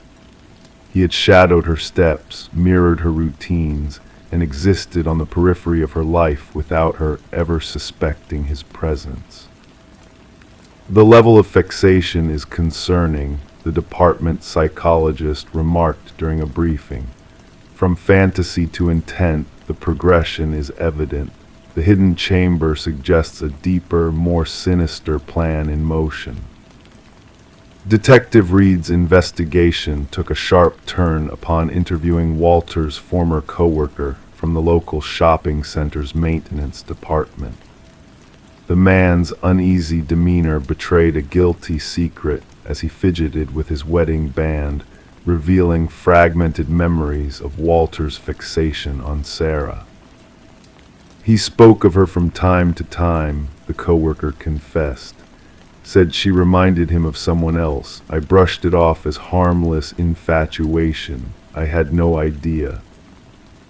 Reed's warrant led to the discovery of a key in Walter's workplace locker, unlocking a storage unit registered in his name. The metallic door groaned open, unveiling an eerie replica of Sarah's former dwelling furniture, decorations, and even a mannequin mimicking her presence. The calendar ominously marked a date shortly after Walter's passing, adorned with a single word, "together." Further probing into Walter's past revealed a troubled history of institutionalization due to an earlier fixation in his youth. His fixation on Sarah seemed to reignite dormant obsessions, leading him down a dark path of twisted desires. In the aftermath, Sarah chose to sell the house, haunted by the specter of Walter's presence. During the final walkthrough, she confided in her realtor, pondering the sinister what-ifs that might have unfolded had fate not intervened. The case was closed posthumously, labeled as stalking with intent to abduct, a chilling echo of the fate narrowly avoided. Sarah relocated, cloaking herself in anonymity, guarded against the shadows of the past that threatened to resurface. The cottage passed into new hands, oblivious to its dark legacy. The hidden chamber was sealed, the floorboards replaced, and life continued its steady march. But for those privy to the truth, the tale of the secret room beneath the floorboards lingered, a somber reminder of the unseen perils that lurk, of the monsters that evade capture, and the victims who narrowly escape their grasp. Story 26: The Abandoned Apartment. The apartment had stood silent and empty for what felt like an eternity, its walls holding secrets that whispered in the shadows. When the new tenants arrived, their expectations were as dusty as the air within, perhaps a few forgotten remnants left behind by those who had once called this place home. But one door, stubborn and unyielding, refused to open to their gentle coaxing. It stood sentry over a mystery, locked from within, hiding a tale that begged to be told. With a sense of trepidation, the landlord summoned the strength to break the seal of that obstinate door. Anticipation hung heavy in the air, mingling with the dust of neglect. The tenants braced themselves for the mundane sight of old coats or discarded relics, yet what greeted their eyes sent a shiver down their spines. The walls bore witness to a silent struggle, etched with deep, uneven scars that spoke of desperation and confinement. In the corner, a relic of the past lay dormant, a forgotten flip phone, its screen a faint glow in the dimness, holding onto a single unread message like a ghostly echo. Detective Morgan Shaw, with her keen eye for the unseen, felt a chill creep up her spine at the sight. It wasn't the presence of blood or violence that set her on edge, but the haunting implications of those scratch marks a silent testament to someone's fight for freedom, for survival within the confines of that suffocating space. "We need forensics now," she murmured to her steadfast partner, Officer Reed, who diligently captured the evidence with his camera. As the pieces of the puzzle began to form a sinister picture, Shaw delved deeper into the past of the apartment's previous tenant. The landlord, a man plagued by nervous energy and clammy palms, revealed fragments of a tale that seemed to slip between the cracks of reality. A young woman, name of Emma Caldwell, who had vanished without a trace, leaving behind a void of unpaid rent and unanswered questions. Forensics uncovered a chilling revelation within those wall scratches, traces of blood, most belonging to Emma herself, but with two enigmatic DNA samples that defied explanation. One matched a man long declared dead, throwing a shadow of doubt over the supposed finality of his demise. As Shaw pieced together the fragments of Emma's life, a pattern emerged: a sister left in the dark, a mysterious boyfriend shrouded in secrecy, and an unknown number that whispered like a phantom in the night. The shadows deepened as surveillance footage unveiled a ghostly figure, a man with a hidden face trailing in Emma's wake like a specter of her past. And when the fingerprints of the deceased Derek Mercer were found within that claustrophobic closet, the truth began to unravel like a thread leading into a labyrinth of darkness. "He faked his death," Shaw murmured, her voice a whisper in the silence that enveloped them. The connection between Emma, Derek, and another missing woman, Lynette Porter, wove a tapestry of dread that stretched across time and space. Lynette's voice, hollow and haunted, echoed the horrors she had endured at the hands of a madman who thrived on the suffering of his captives. The manhunt for Derek Mercer spanned far and wide, a shadow looming over every corner of the investigation. His chilling profile painted a portrait of a man consumed by a twisted desire to watch hope wither and die in the darkness of confinement. And when the final confrontation came, Mercer's calm facade crumbled under the weight of his own depravity, revealing a darkness that no light could penetrate.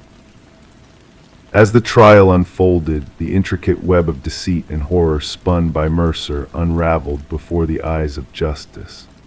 The truth, stark and unyielding, painted a picture of a man who thrived on the agony of his victims, leaving behind a trail of broken lives and shattered dreams. Emma's fate, sealed within the confines of that closet, whispered a tale of silent screams and futile struggles against an implacable foe. The verdict, swift and resolute, sealed Mercer's fate within the confines of a prison cell, a lifetime spent in the shadows of his own making. And as Lynette Porter stood tall in the light of justice, her words echoed through the courtroom like a beacon of resilience in the face of darkness. The case of Emma Caldwell and the twisted legacy of Derek Mercer left a mark on Detective Shaw, a reminder that the most harrowing crimes often lurk in the unseen corners of the human heart. And as she gazed upon the door from Emma's apartment, mounted as a solemn reminder in her office, Shaw knew that some mysteries were never meant to be forgotten, their echoes lingering in the stillness of the night. Story 27. The small town nestled at the edge of the woods held a secret, one whispered about in hushed tones by the locals. It was the house that stood alone, forgotten by time, its mysteries hidden behind blackened windows and a porch tired from years of neglect. No one dared to claim ownership of the house, and its origins were lost in the whispers of the wind. One fateful day, a group of curious hikers strayed too close to the house's weathered exterior. As they peered closer, they noticed something peculiar, names carved into the wooden siding, etched deep as if eternally engraved. At the very bottom of the list, fresh and untouched by the passage of time, was a name that none of them recognized. It hung in the air, a ghostly presence among the other names, until one of the hikers breathed out in trembling disbelief, "That's mine." When the call came in to the local dispatch, it was noted as a routine trespassing report. Mason Wright, the lead hiker who made the chilling discovery, spoke with a quiver in his voice as he recounted finding his own name etched into the abandoned house.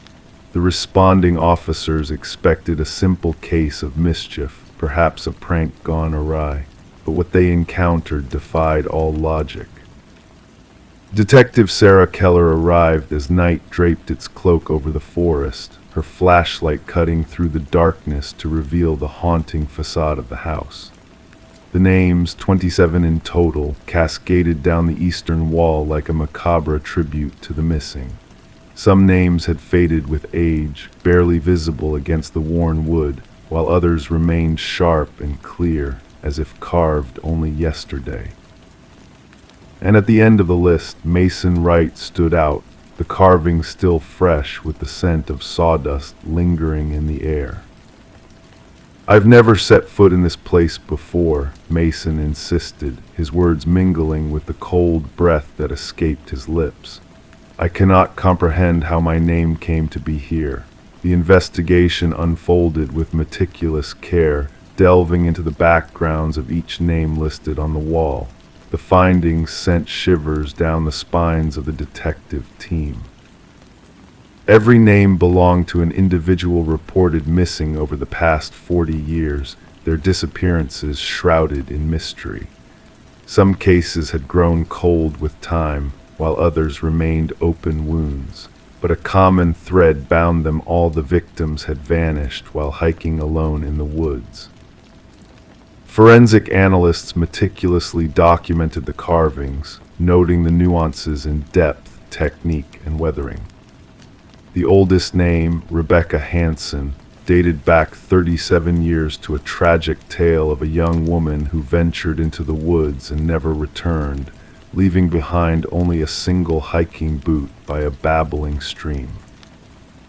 As Detective Keller delved deeper into Mason's story, finding no connections to the other names or the house, suspicion turned towards his companions. Emily Chen, the group's photographer, revealed eerie details in the pictures she had taken during their hike. Hidden in the background of 3 photos was a blurry figure, tall and slender, always lurking amidst the trees. "We encountered no one else on our journey," Emily insisted, her voice tinged with unease. "We would have remembered such a presence." Determined to unravel the enigma, Detective Keller led a search of the abandoned house's interior. Dust coated every surface, and broken furniture littered the rooms, but it was in the basement where the truth lay hidden. Personal belongings of the missing hikers were meticulously arranged on shelves, each item tagged with a name from the wall outside. Watches frozen in time, backpacks holding untold secrets, cameras capturing moments lost to eternity, and wallets with stories left untold. The evidence painted a chilling picture of a meticulous collector. Under the stark glare of ultraviolet light, bloodstains whispered of the horrors that had transpired in the depths of the house. Despite no bodies found buried beneath the structure, the cadaver dog's relentless alerts at the forest's edge hinted at a darker truth waiting to be unveiled. As the investigation spiraled into the unknown, Mason Wright's demeanor took a turn for the worse. He spoke of unseen whispers outside his home, fresh footprints leading to his door but never away, and shadowy figures haunting his every step. Protecting him became a top priority, yet paranoia gripped his every waking moment. A breakthrough emerged when buried land records revealed the house's elusive owner, Victor Blackwood, a reclusive hunter who vanished without a trace 15 years prior. Descriptions of Blackwood painted a portrait of an unsettlingly tall, gaunt man who shunned society and dwelled in the shadows. Armed with a warrant, Detective Keller led a comprehensive search of the surrounding forest, uncovering a network of primitive hunting blinds strategically placed along popular hiking trails. Within one blind lay a journal detailing Blackwood's twisted obsession with his unsuspecting prey. The entries grew increasingly sinister, culminating in elaborate plans of pursuit and capture. The manhunt for Blackwood spanned jurisdictions, with helicopters scouring the forest canopy and tactical teams combing every crevice. Yet the elusive hunter remained a phantom, slipping through their grasp like a ghost in the night. Mason Wright withdrew from the world, his disappearance mirroring those before him. During a secondary sweep of Blackwood's house, a hidden workshop concealed a freshly carved wooden piece bearing a chilling name, the lead forensic technician who had processed the house. The technician had vanished, leaving behind a void that echoed with unanswered questions. With a veil of secrecy shrouding the house, surveillance systems stood vigilant, awaiting the inevitable return of the elusive figure. 3 nights of tense anticipation culminated in sensors alerting to an intruder's presence. Security footage captured a specter emerging from the forest, a towering silhouette moving with unnatural grace towards the house. As tactical teams closed in, the cameras blinked, losing sight of the figure momentarily. When the feed returned, the phantom had vanished, leaving behind a chilling silence. The house stood sentinel, a silent witness to the mysteries that lingered within its walls. To this day, the abandoned house remains under constant watch, a haunting reminder of the names etched into its siding. Mason Wright and the missing technician were never found, their fates entwined with the shadows that danced in the forest. The investigation presses on, drawing upon new resources as whispers of similar disappearances echo through other wooded realms. The names on the wall have become a cautionary tale, a whispered legend that sends shivers down the spines of those who dare to speak of them. Some officers refuse to utter the names aloud, while others turn away from the chilling case altogether. and the local hikers, once drawn to the forest's edge, now steer clear of the house's haunting presence, fearful of becoming the next silent addition to that dreadful list of names, the names that no one dares to speak.